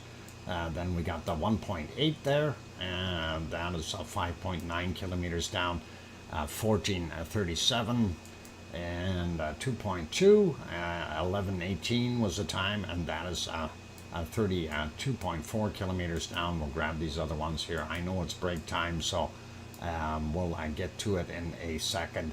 And I just want to finish off with the Pahala area with these last two, and then we'll look at the rest of them on there. So 2.1, 1444 was the time on that, 600 meters down. And this guy, 2.2, and that is from today at 1244, and that of course is 35.2 kilometers down. We'll take a look at the rest of these when I get back from the break. It is time to do that break. Unfortunately, if I don't, I won't have a voice left. So flank eruption, I don't know. It's possible. It'd be very similar to the other fissures that we had on this side. I'm not sure, Colin. I'm not the Hawaii expert, so we'll see what ends up happening. But that kind of would make a guy suspect that we've got something going on. Yep, 600 meters below sea level. And of course, everything that is just the standard depth is below sea level. If it has a minus sign in front of it, it's actually above sea level. All right, let me go take that break, and we will put it back onto Stromboli. We can see that is still happening, and that is all good. So for those good people who are here, if you have not yet hit that like button, please help us out. Of course, our target is well over 100, and that would be really, really nice. Also, if you're new and you have not yet subscribed and you feel that we've earned it, by all means, hit that subscribe button. And of course, don't forget to hit the bell notification while you're there. All right, we'll finish off our Hawaiian stuff, and we will do our thing after. We'll keep going from that point. So stick around, more to come, you guys, and be good. And I'm your host, DrFox2000. This is VolcanoX, and here comes some music. I'll be back in about 5 minutes or thereabouts. Don't go away. Thank you.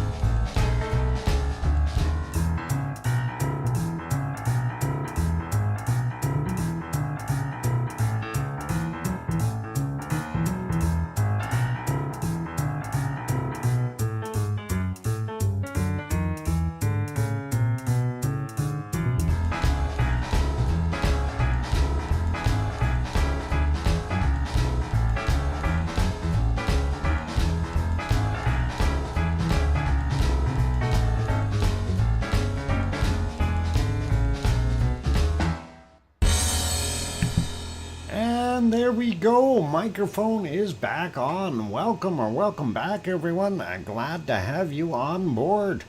And nice to be here. And I kind of get a chuckle out of this. I was watching Stromboli was kind of pulsing, if you will, and that looked pretty cool. Thank you for the welcome backs from Leo and Kevin Haynes and Sasha and Linda. Linda, welcome. And Sharon Stewart says, I hear you, DrFox2000. Awesome. Anyway, we were looking at the earthquakes, and thanks Oz, and thanks One Fish. Anyway, let's get back to the earthquakes really quickly, and we have something going on right now with earthquakes. We have two brand new ones there that we didn't cover earlier, so we'll go pop over there and see what the heck is happening as we go to finish things off. You see the two red dots? We didn't have those earlier, and those are a reasonable size. Let's take a look. We had a 3.8 at 1905, 12.4 kilometers down, and then another one up here on the land, 2.2, not that big, but 1905, 5.9 kilometers down. So that is kind of a surprise there to be able to get a couple of more new ones on there real quick. So pretty awesome. Anyway, we didn't cover these guys, so let's do those real quick. 1.9 from 817, and standard depth 31.9 kilometers down for that guy.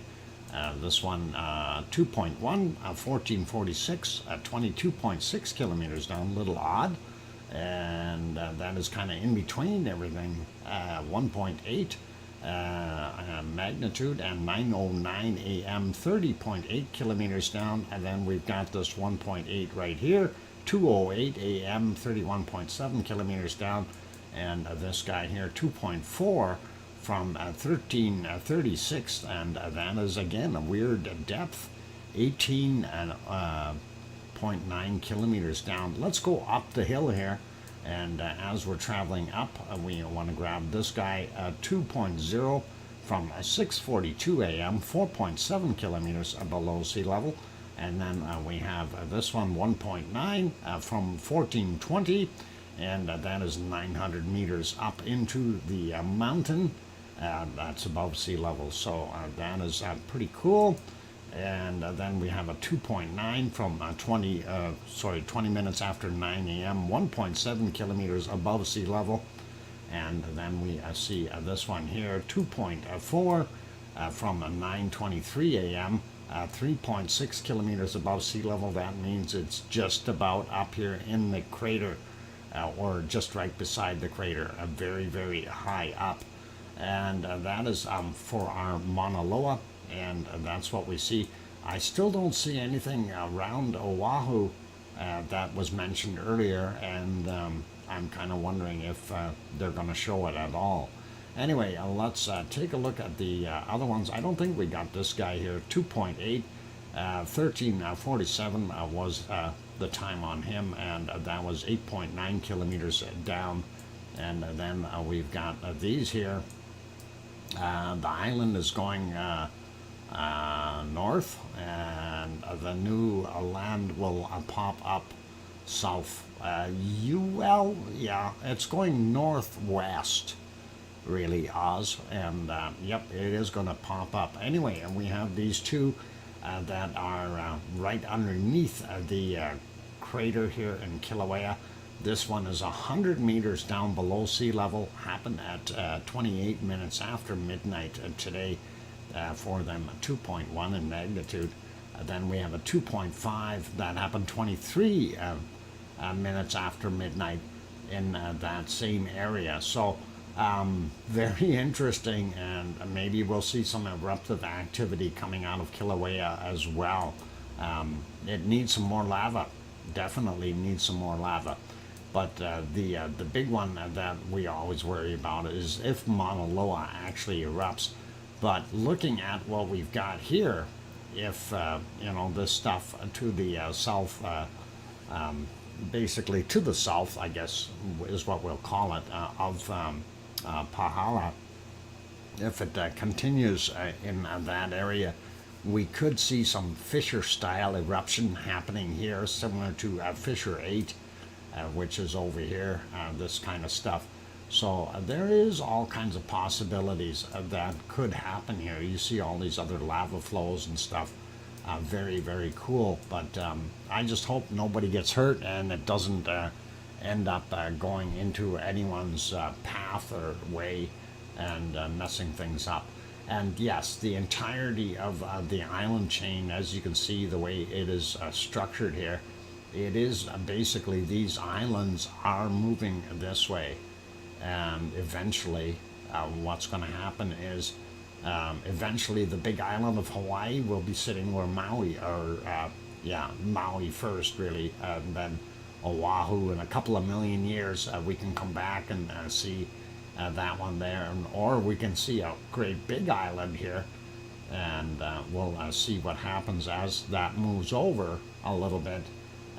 Like Luihi as Seamount may be one of the ones that could erupt, or if it happens right there in the Pahala area, that may fill in some of this as well if it does start pouring in. So very interesting things that could be happening in Hawaii, and it's always amazing to watch. Anyway, zooming out a little bit, let's take a look at a few of the other earthquakes that we see around. We do have a couple down here, South Sandwich Islands. We looked at before, there was only one down there, but they're showing two now. 1504 for this 5.2, 10 kilometers down. And then we also have another 5.2 from 1812. So that is new. And they're showing another one here, 4.8 on Rakin's Ridge. And that is from 1937, 34, I mean, from yesterday. Very, very interesting. And of course, it doesn't show the other ones that we have up here until we get to the other map. Anyway, we'll use this map for right now. Quick peek into Central America, 4.4 just off the coast of Nicaragua, then 4.1 by El Salvador. And that's 59.9 kilometers down from 519. I didn't give you the time or depth for this one, 1929 yesterday, and that was at 32 kilometers down. This one here in Mexico, a little further south, 4.9, sizable quake, 35 kilometers down from 1748. I'm sure they would have felt that. And we do see some new ones here in Texas as well. 2.7 from 1843, 9.9 kilometers down for that guy, and 2.9, 5 kilometers down from 1823. And looking at some of these, 3.4 is a bigger one here. New Mexico is what they're saying, but that is still technically in Texas, right where it is, at least I do believe. So let's look at the street map. Now it's right on the border. It's hard to say. Flip your coin and tell you which state is it in. This is Texas, and that is, of course, the New Mexico. So anyway, this one's for sure in Texas, 2.9 over there from today at 11:03. So 8.6 clicks down for him. Anyway, looking at that, we can see lots of activity here in the San Andreas Fault, a little bit down here in the Imperial Fault, and that is the divider line right about here where that little lake is. So Imperial Fault down here, and the San Andreas going upward. We do see a 3.4 here, and that is in Oregon area. On the Juan de Fuca plate, it is 15:23 is the time, and 13.4 kilometers down. We are still seeing our quakes here, which is a good indicator that the Juan de Fuca plate is still slipping underneath properly, and nothing major. This one actually helps looking at some of these other ones. We do see these ones that happen in New Zealand, and then we see here on the Kermadec Ridge We have a bunch, 4.8 from yesterday, 2308, 35 kilometers down for that guy. 5.0, also Kermadec Islands, Kermadec Ridge area, 39.6 clicks down from yesterday at 2012. There's another one buried underneath. That's an older one. I'm not going to worry about him. Fiji, there's Tonga, but this is Fiji over here, 5.5. And that is 565.9 kilometers down from 4:05 a.m., giving you a pretty good idea that that is pretty deep, and that is from the subduction, of course, of the Pacific plate under the Australian or Indonesian plate, if you want to call it that. 4.7 Vanuatu from 4:39 a.m., 35 kilometers down, and then we got a 4.5 there. That is 176.4 kilometers down from 48 minutes after midnight. Not seeing anything new in Indonesia. Nothing until we get up here. Philippines area, 4.6 down on the bottom end of the Philippines. 96 kilometers down, happened at 11:53. And out here at our Mariana Islands, and that is 25.4 kilometers down for that 4.9 from 1418. Going up. Japan is looking quiet today. No shaking, which is really good for them. I'm sure they don't need it. We do see one up here and on the top of the Mongolian border, and Russia 4.6, sorry, and 13:33 was the time, 10 kilometers down for that guy. We don't see anything on the map here in Piggy's area, which is probably good. And that's about it for our earthquakes there. The only ones we don't see on here, of course, are the Azores. And let's refresh this, and we'll take a look. Sorry, I mean the Canary Islands, not the Azores. Bad me. Okay, question, Dr. Fox. Are American and African getting further apart from the U.S.? America and Africa are getting further apart. Well, yeah, depending on if you're talking about South America and North America, no. Okay, South and North are really not moving that fast, that quickly and apart. But yes, the Atlantic Ocean is actually getting bigger, if that's what you're asking. And yes. So the Atlantic is getting bigger, and the Atlantic at one point in time was just a very small ocean, and as the Pangea expanded, and of course we ended up having this wonderful big ridge all the way in between, our mid-Atlantic ridge, and that is what keeps on pushing the plates apart. So pretty awesome. Anyway, looking at what we see here, let's take a look here. 14th is what we're interested in, and let's zoom into La Palma, and we will take a look there. We see where the star is flashing right on the eruption area of Cumbre Vieja, and that was 1.6 happened at 15:57, since they're already over that timeline. And that was 5 kilometers down.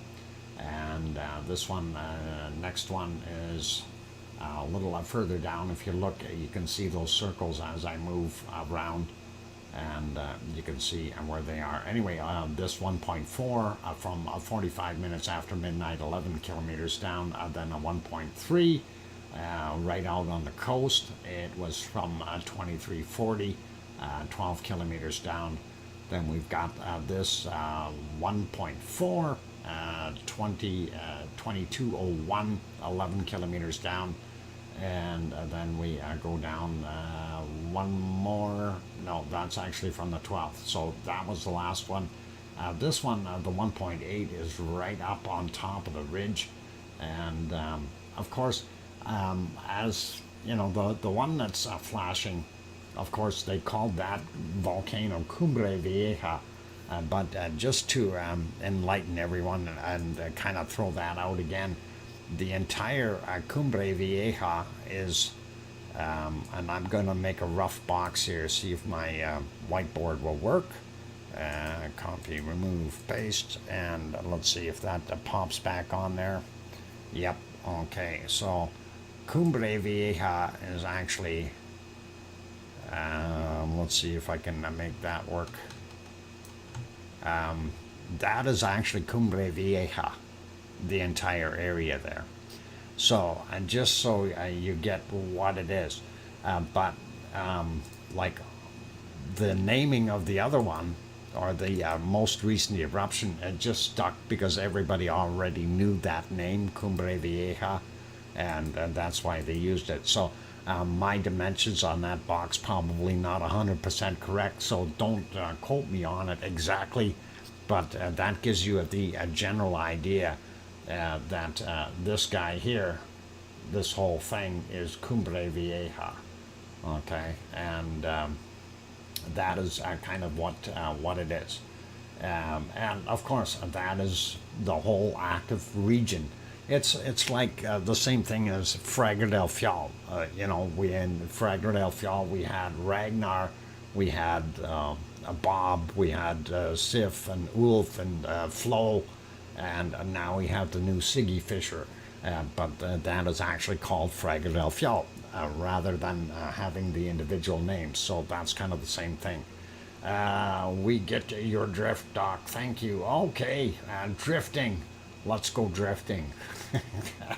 Anyway, I'm going to refresh the other map here, and we want to take a look and see what else we've got happening for our wonderful shots here. And looking at, of course, we have the two in Iceland, which is Asja and Grimsvatn showing, and St. George and Terceira showing there in the Azores.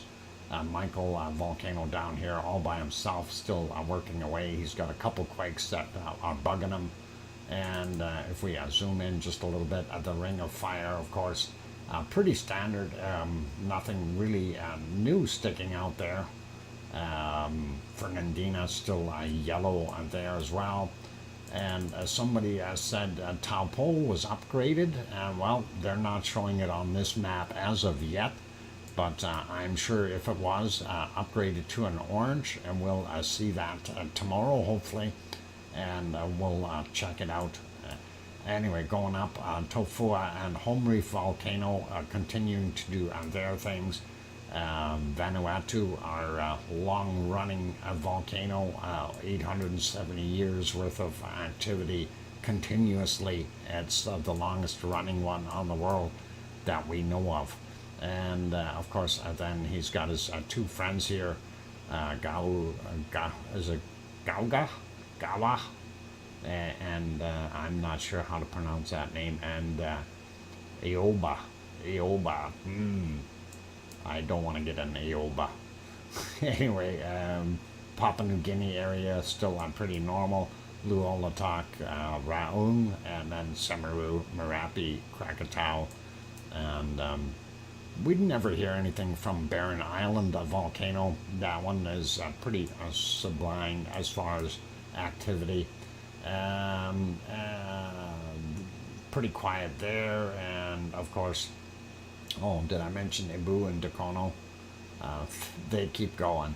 They're almost like Vanuatu down here, like Yasur. But anyway, going up a little bit more, Mayon. Mayon is really not doing that much. It's been up and down in activity.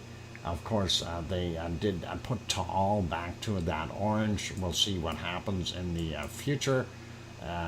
Nishimoshima is still an orange. That was upgraded a few weeks ago, so we'll see if it continues. Suwanoshijima and Sakurajima, of course, are down on the bottom end of Japan doing their thing. Pardon me.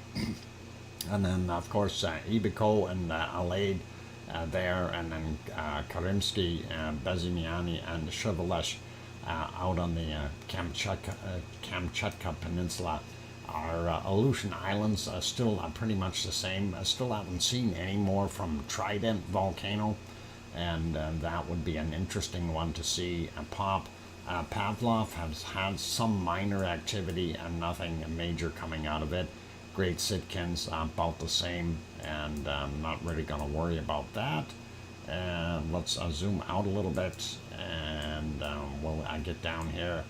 Of course, down for those who don't know, Erebus down here in the frozen place.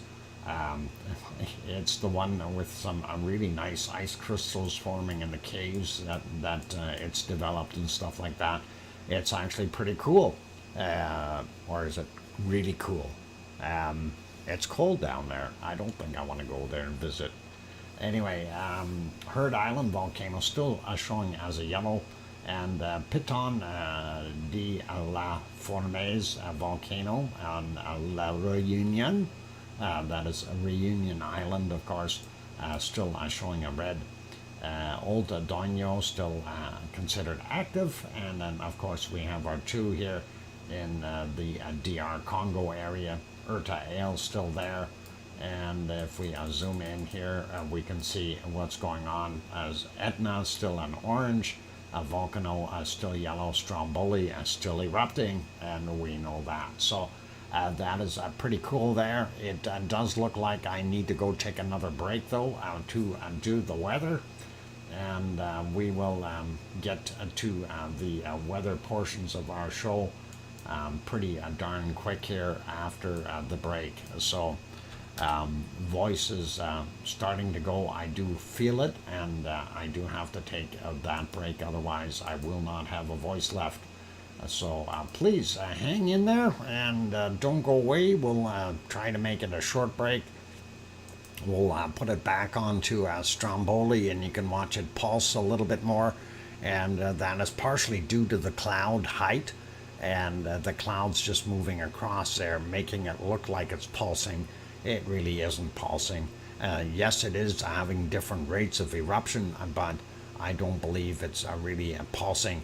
If you want to take a look, you can take a look at the thermal cam, and you can kind of get a better judgment out of that as to what's coming out. So pretty awesome, pretty cool. I'm going to throw some music back on for those good people who are here. If you have not yet hit that like button, by all means go ahead and bop that like button, help us out, and we are trying to get it over 100. Would really be nice, especially for Friday night, and hopefully that'll happen. And then also for the good people sitting on the sidelines, if you haven't subscribed yet, please do consider subscribing if you feel we've earned it.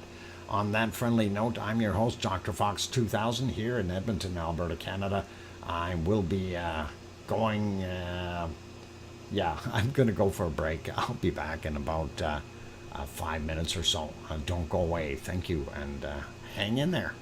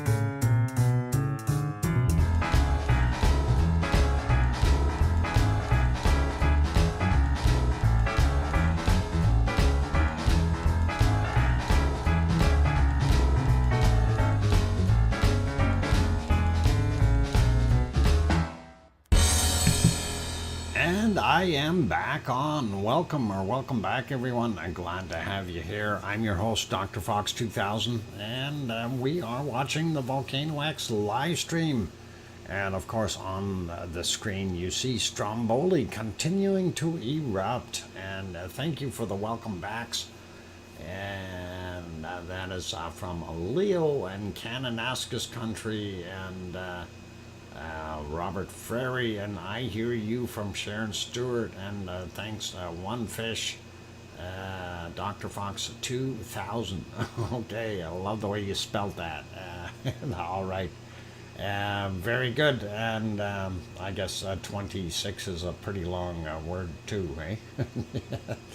Anyway, it is time to go take a look at our weather for our show, so let us pop over and take a look at the weather maps and see what's going on.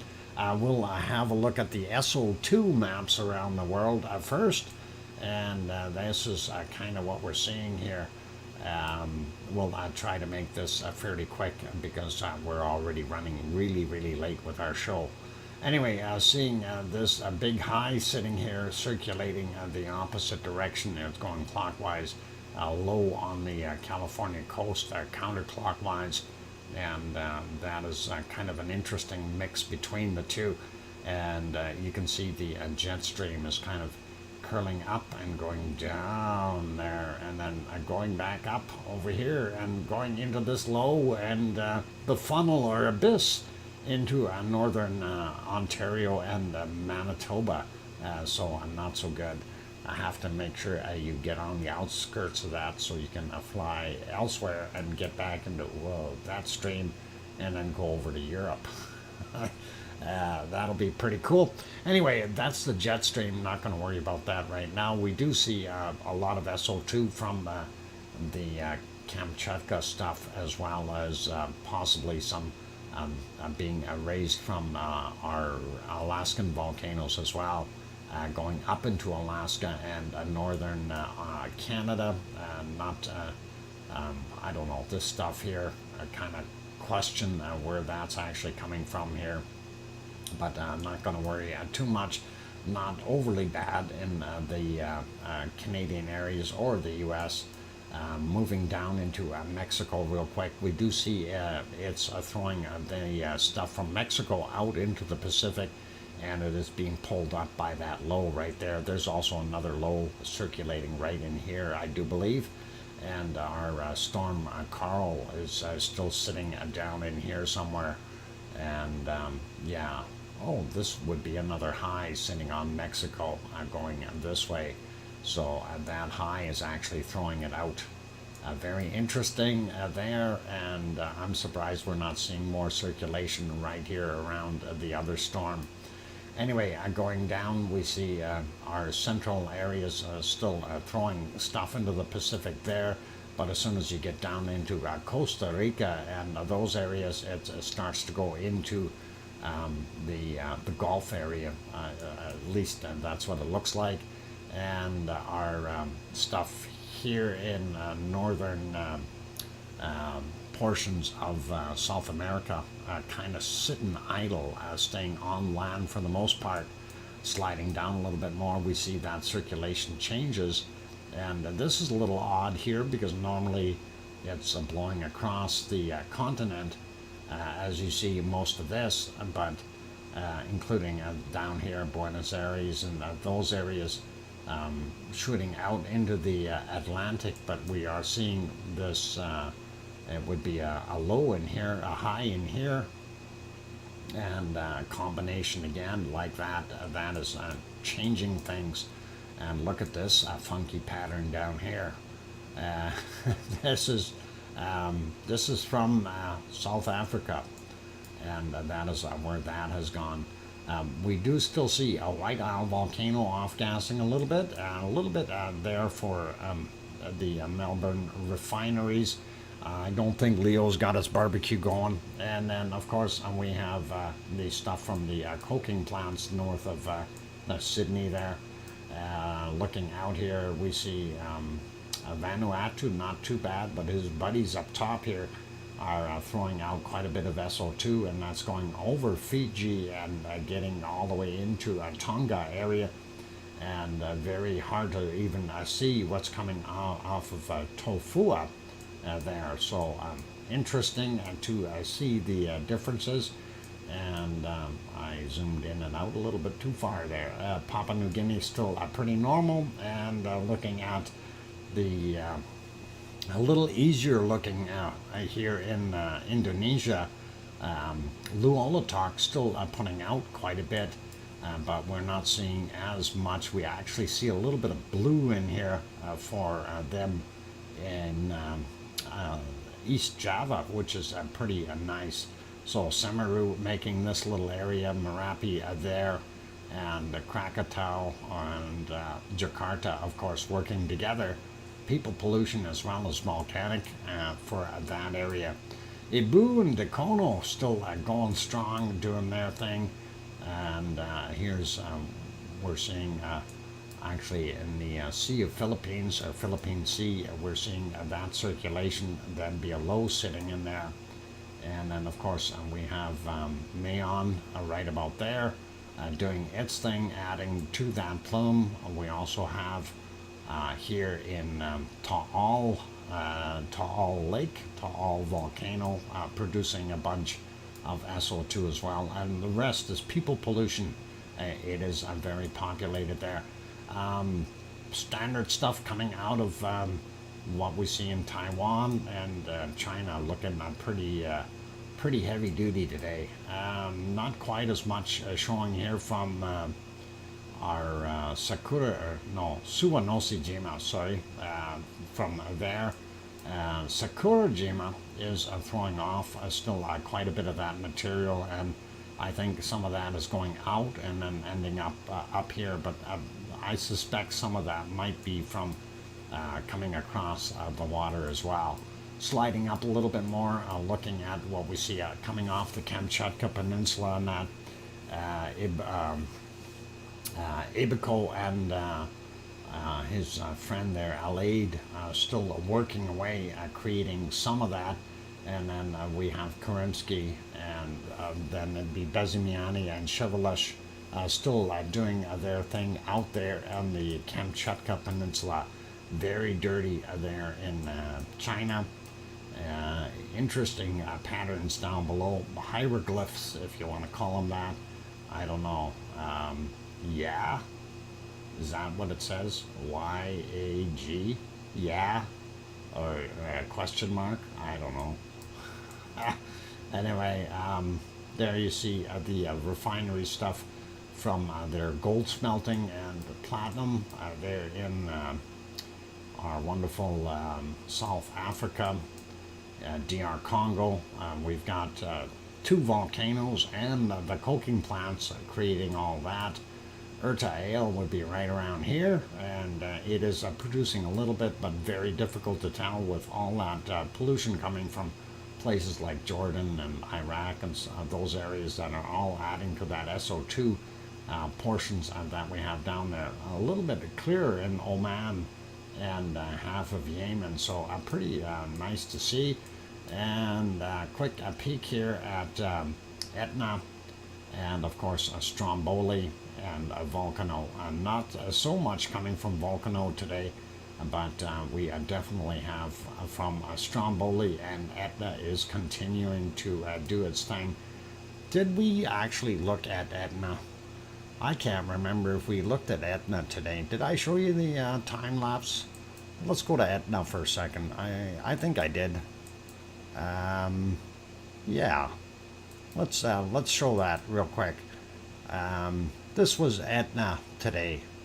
For those who didn't see it, I think I forgot to show that. So that is pretty awesome.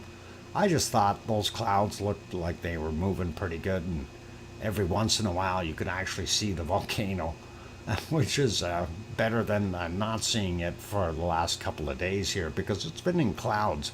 So there it is for the most part, and you know, for a time lapse it didn't turn out too bad, and I like it. And it looks kind of spooky though with those clouds. I love the time lapse. Yep. And then the big wall of cloud coming in there and really messing things up. I thought it looked neat anyway, and just wanted to share that with you guys in case I forgot to. Actually, I did. Yeah, I did have one for time lapse for Fuego too, I think, but that's okay. No, hang on, was it Fuego? No, that might have been yesterday. But anyway, that looked not bad. I like those rolling clouds. Anyway, cool stuff. Hopefully that's over soon. And it is really cool looking at Dr. Fox. Yep, it is. And you can see those clouds blasting across there. Anyway, that is running at fairly high speed, and we like that. Neat stuff. And that should just about be it. Very close to it anyway. Paul Hogan is a hoot too. Okay. Paul Hogan? Wow. Anyway, getting back to our weather stuff. Let's get back onto that map. And hopefully that'll work out. And we're just about done with the SO2. Just need to run through the weather real quick. And we'll go all the way through it, rather than taking another break, because I want to get it done fairly quick. Anyway, looking at the rest of Europe, not bad. It looks pretty clean in Spain and France and most of Germany, and actually Ireland and England, not bad either. Belgium, not bad. Luxembourg, pretty clear. A little bit in Holland, and not so bad, but we get over into Poland, it gets a little bit heavier, and going up a little bit more. Denmark isn't too bad, and then the other countries are up here, of course, like Sweden and Norway and Finland, not so bad either. And a quick shot at Iceland, very, very little coming off of there, but these patterns, of course, a low here, where'd that third low go? I don't know where it went. We'll maybe see that on the other one right away. Yeah, maybe it's right here. I don't know. Anyway, lots of lows in here, but this is kind of counterproductive to that low, so might have a little bit different patterns in that for now. Anyway, moving over to our temperatures and stuff.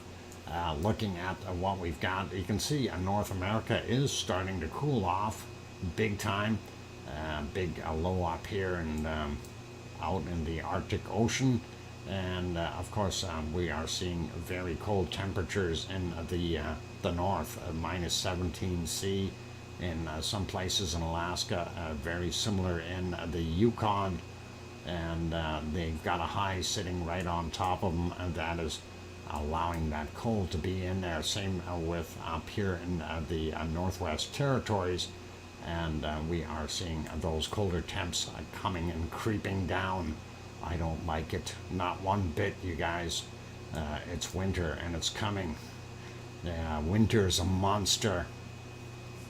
And anyway, we do see here that circulation still sitting right here on the Hudson's Bay in Manitoba, and that of course is adding all kinds of cold temperatures to that region, sliding down into Ontario, bottom tip of Ontario, not bad, but the rest are all low single digits for the most part. And we do see going out to the eastern portions, that warm air is blasting for Sue, and Sue is probably having a nice time there today. Would have been a very, very nice, comfortable fall day if it wasn't raining. So hopefully it wasn't, and seeing some higher temps in there all the way up through into Quebec from New Brunswick here and Newfoundland, Nova Scotia. Newfoundland, on the other hand, a little bit cooler, and Labrador, Newfoundland, and not so bad. Sue is driving home from the airport. Oh yeah, I remember that. And she's doing her thing. No worries. Looking at the U.S. Western side of the United States, still looking very, very nice for fall temperatures. You know, it's the 14th of October, so to see 19, 20 degrees in some of those places, very, very nice. Even Vancouver Island showing some very nice temperatures, you know, mid to high teens, not bad. Can't complain really. And then we see places like where Jane is from, looks like about 28 degrees in some spots there. Looking at Death Valley area, possibly around 33, 34 degrees. Going down to Mexicali here for a second, 30 degrees there. Thanks, Leo. And 32 degrees in Death Valley. Pretty awesome. And looking at Phoenix, actually cooled off a little bit. Still showing here 28, but I'm sure Phoenix is variable. It could be a little bit warmer there as normal. And of course, our good friend Henry Nelson is in Colorado today, and he was driving into the mountains, so he's probably experiencing some really cold stuff in there in the higher elevations. Denver, though, was still 15 or thereabouts, so not bad. And going into Texas, nice fall day for the most part, looking really, really good. As far as those temperatures all over the place. I mean, they're a little bit cold in some spots, but not that bad. And moving over a little bit more, we see our other ones, Arkansas and Mississippi, and what else we got here? Louisiana, still holding a little bit of decent warmth, a little bit cooler in Alabama, and moving eastward, it looks a little cooler. Florida down on the bottom end, still holding some decent temperatures, but we are seeing definitely getting colder. South Carolina, North Carolina, looks like a Riley coming in. Is it Rayleigh or Riley? I don't know if I pronounced it correctly. Anyway, 12 there. Charlotte, North Carolina, 14. Greensboro 12, Virginia Beach getting a little bit cooler too, and that is say Rowley, okay. Baltimore coming in at 12, Philadelphia 13, New York 13, Boston a little bit warmer with that warm flow coming up in there, so not bad. 11 to 110, okay. Raleigh. Anyway, sliding down here into Mexico, Cancun still 28. There's that Carl, and it's been sitting there churning in that Gulf area for a while now, and I'm surprised it's still there. It is really, really kind of weird. And going down a little bit more into South America, we are still seeing the normal temperatures. Higher elevations, of course, a lot cooler, and seeing most of what we see in Brazil and our rainforest areas still holding some decent temperatures. You got to remember it's nighttime already there, so things are cooling off. A little bit colder down the bottom end of Brazil, though, and Uruguay also a little bit cool, and Buenos Aires only coming in about 10, 11 degrees. And Mona Alfano says, thanks for the show, mods. Good night, everyone. Good night, Mona, and I understand you need to get some sleep. Just remember, tomorrow, Saturday, the show will be on early, okay? 3 hours earlier, so it'll be better for everyone. That is there. Anyway, sliding over to New Zealand really quickly. We see down on the South Island, 18, 19 degrees. Wow, a big difference from what we've been seeing. Things are a little bit better. We are still seeing some cooler stuff on the North Island on the eastern side. Possibly still some rain getting in there. Taupo coming in at 12 degrees C, and that would be right in here, somewhere right around there. And well, Taupo is there, but the volcano would be right in here somewhere. Anyway, okay, that is kind of what we're seeing there. Not bad. That low up here is probably helping out a bunch of bringing that warm air down. Not quite as warm down in Tasmania today. The eastern side a little bit warmer, so not bad. Melbourne coming in at 17. The map only says 14. Leo, I don't know. The map is wrong.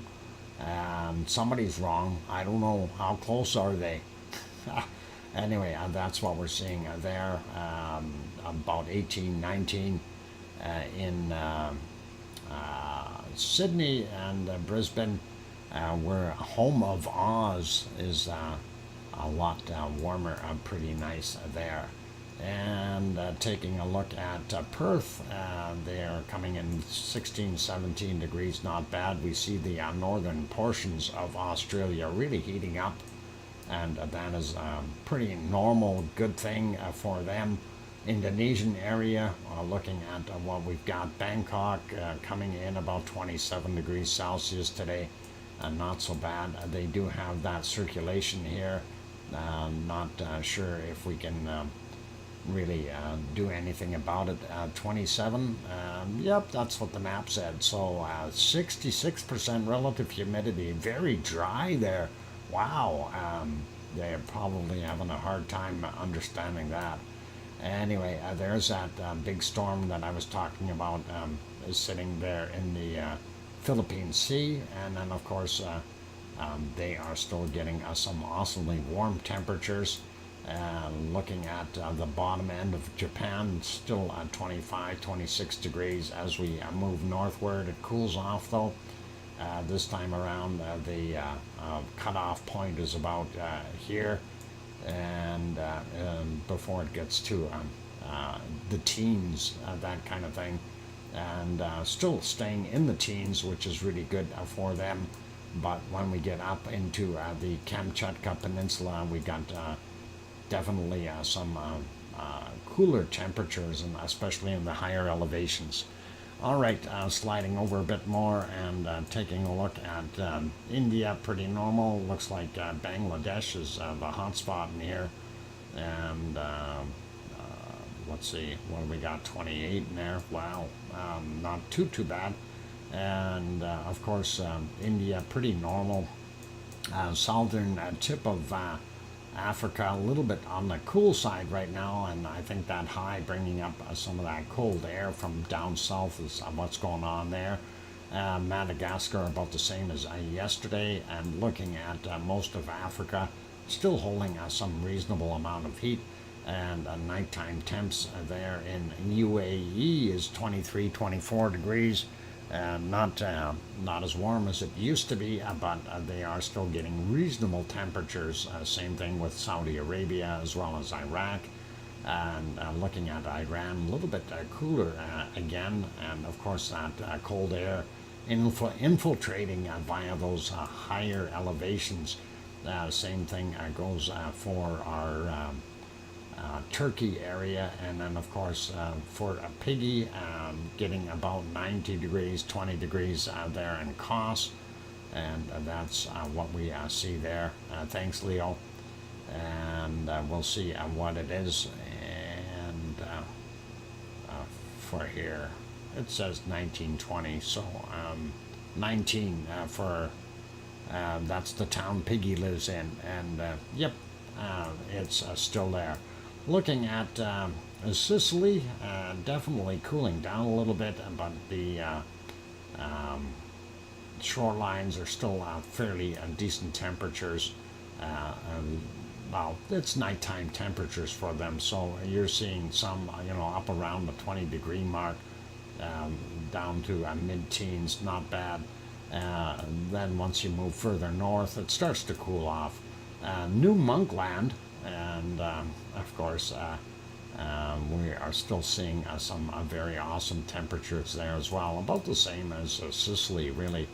and sliding over into Spain for nighttime. Looking not bad.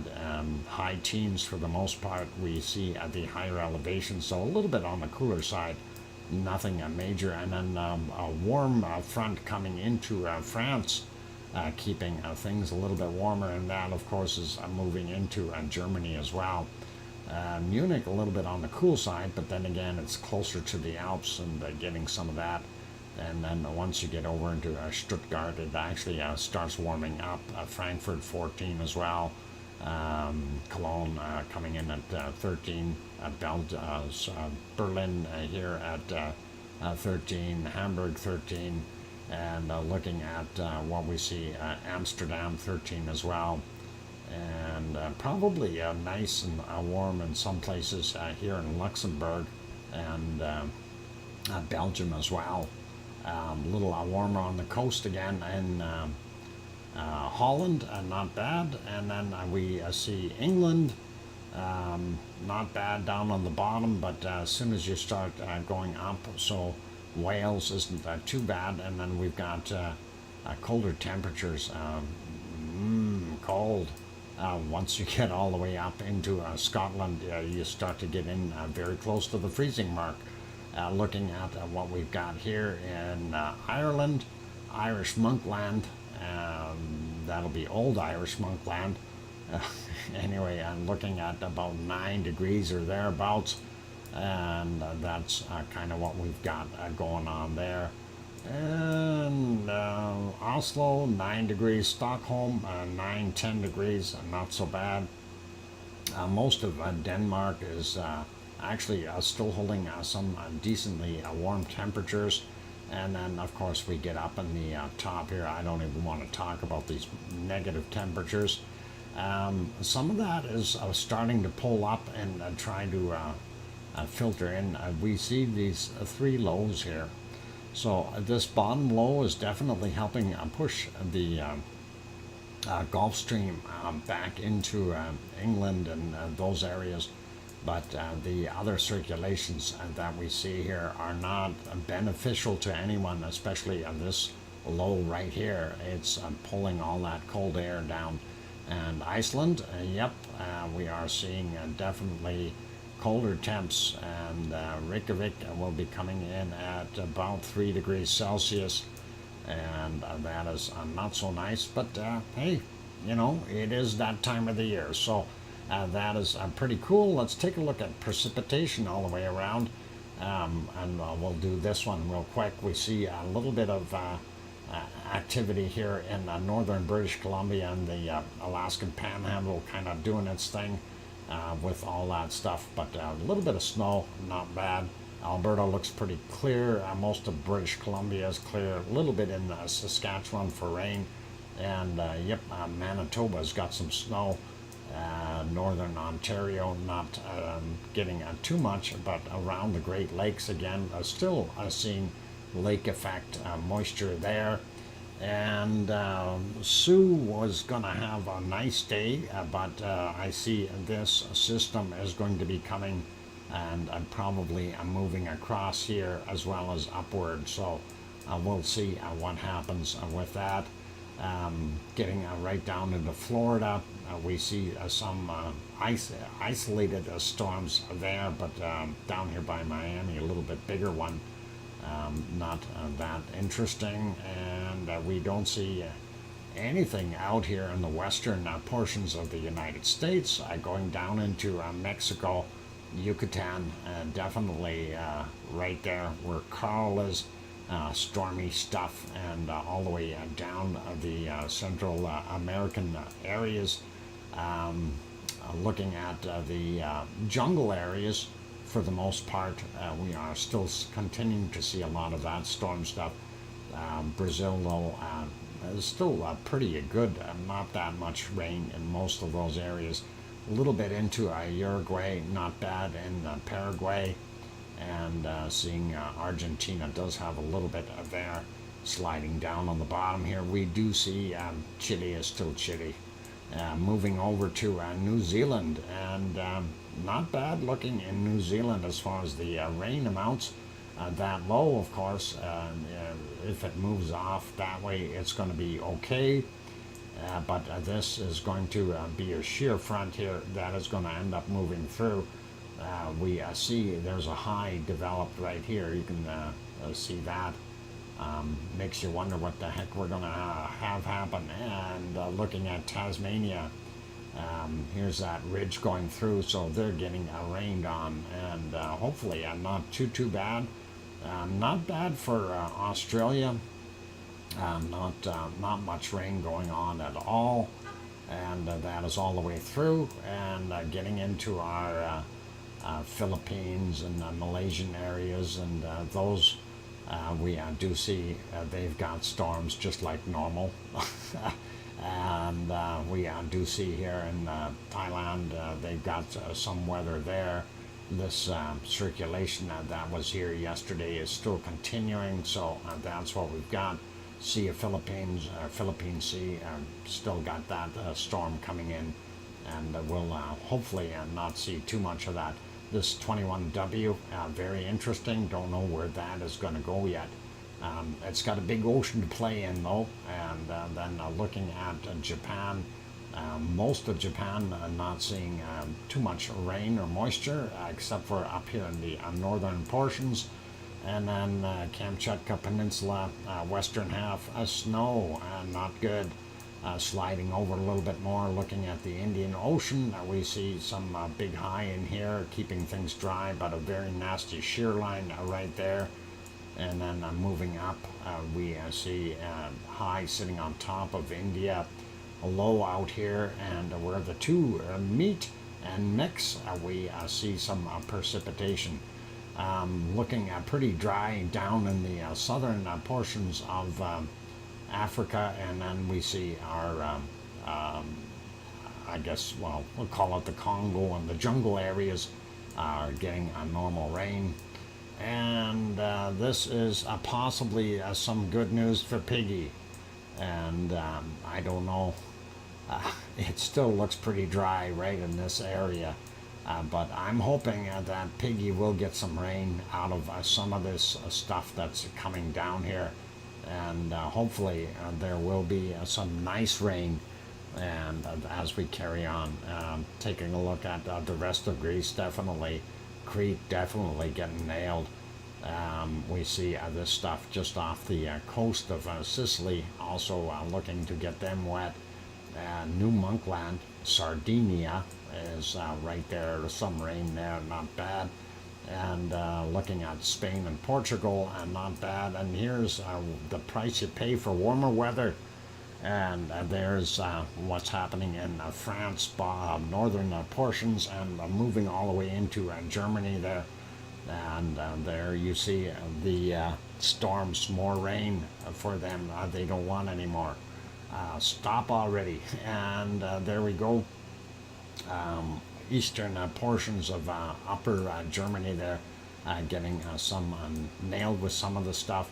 Ooh, look at this Irish monk is going to be floating away there. I hope his boat is ready. A lot of rain coming down in Ireland, and we have rain from all the way from Wales over to the eastern coast. And hopefully this doesn't move into Scotland. That wouldn't be good. Looking at what we're seeing, that stuff from northern Germany, and then also moving up into Denmark, we see that in there as well. And looks like the bottom end of, oh, thank you very kindly, Grandma B. That is awesome. Grandma B. And $2 super chat. Thank you very kindly, Grandma B. I appreciate that wonderful support. And anyway, if Norway, we see what we've got on the bottom here. That is pretty nasty looking. And of course, that is complements of this low pressure system that is bringing in all of that extra cold air. And of course, that is also helping out with giving Iceland a snow cover. And yay, 100, just 10 to 110. That would be awesome. And we are just about done with our show here. So let's see what we can do. I want to pop this back over to temperatures, and we are going to go find the coldest place. So let's see what we can do. And Sharon Stewart is probably trying to dig out the coldest temperature real quick, because Sue said, hey, figure it out. And make sure you beat Doc. I seen her say that. No, hang on, she didn't say that. And I did see a minus 65 right in there. So you did find that, and I'm just gonna be a Snoopy guy here and see if I can see a minus 66 somewhere. Come on, minus 66. We found this minus 65. There's got to be another spot. 61, 62, and no, probably not. I probably won't find one. I'll have to go wash dishes or something. I don't know. No, I think our minus 65 is a tie, and that is about all we're going to see for today. I don't see anything colder than a minus 65 C. And that is right there. Unless, oh, hang on, I beat you. I got a minus 66. Fingers crossed for, yep, there it is on the screen, minus 66 degrees Celsius. No CND, boy. Yeah, good that you retracted that. That was bad. I win today. I win by a degree, and that is awesome, and that is really, really cool. That's only because I zoomed in a little bit more, and that's how I did it. But yep, minus 66, all good, and that's always fun to do that. So it's all part of the little bit of a, hey, let's see what we can do, right? And that is one of those things. But still, bundle up your penguins if you're going to send them out to play, and keep them warm. Would really, really be nice. And on that friendly note, it is time to get things wrapped up here. The show has been a little bit longer today than normal, but hey, that is all right. We don't mind. It's Friday night, so all good. And I want to put a big thank you out to Kevin Haynes and Oz and Grandma B for gifting those memberships. We definitely seen where they went, and that is awesome. Also, big thank you to Oz for her super chat, as well as Grandma B, and those two $2 super chats each there are awesome. Thank you very kindly for that wonderful support. And on that friendly note, it's time for me to wrap things up. So I'm going to say thank you to all the moderators, Arizona Snowman, Piggy, C&D Boy, and likely Gary in the background, which is, hey, Bo, I didn't see you earlier. Welcome and thank you for being here, Bo, and good night to you. Also, I said C&D Boy, I said Gary, and Joseph Fields, as well as Lucas Snow, possibly hiding in the background as well. So thanks all of the moderators, and thank you to all of the Lava family in here, and I'm including everyone, whether you're a member or not. You're still part of our wonderful Lava family. So that is really, really wonderful and really, really good. And on those friendly notes, it's time to wrap it up for tonight. And remember, tomorrow is Saturday, so the show starts earlier by 3 hours. And please be there and keep smiling, and we'll do what we can to keep track of everything in the meantime. So have yourselves a wonderful night, and take care, or a wonderful day, depending on where you are. And for those other wonderful people, please make sure that you tell your loved ones that you love them tonight, for tomorrow is never promised. I'm your host, DrFox2000, here in Edmonton, Alberta, Canada. And take care, everyone. Have a super night or day, and we'll see you all tomorrow. Oink, oink. Good night.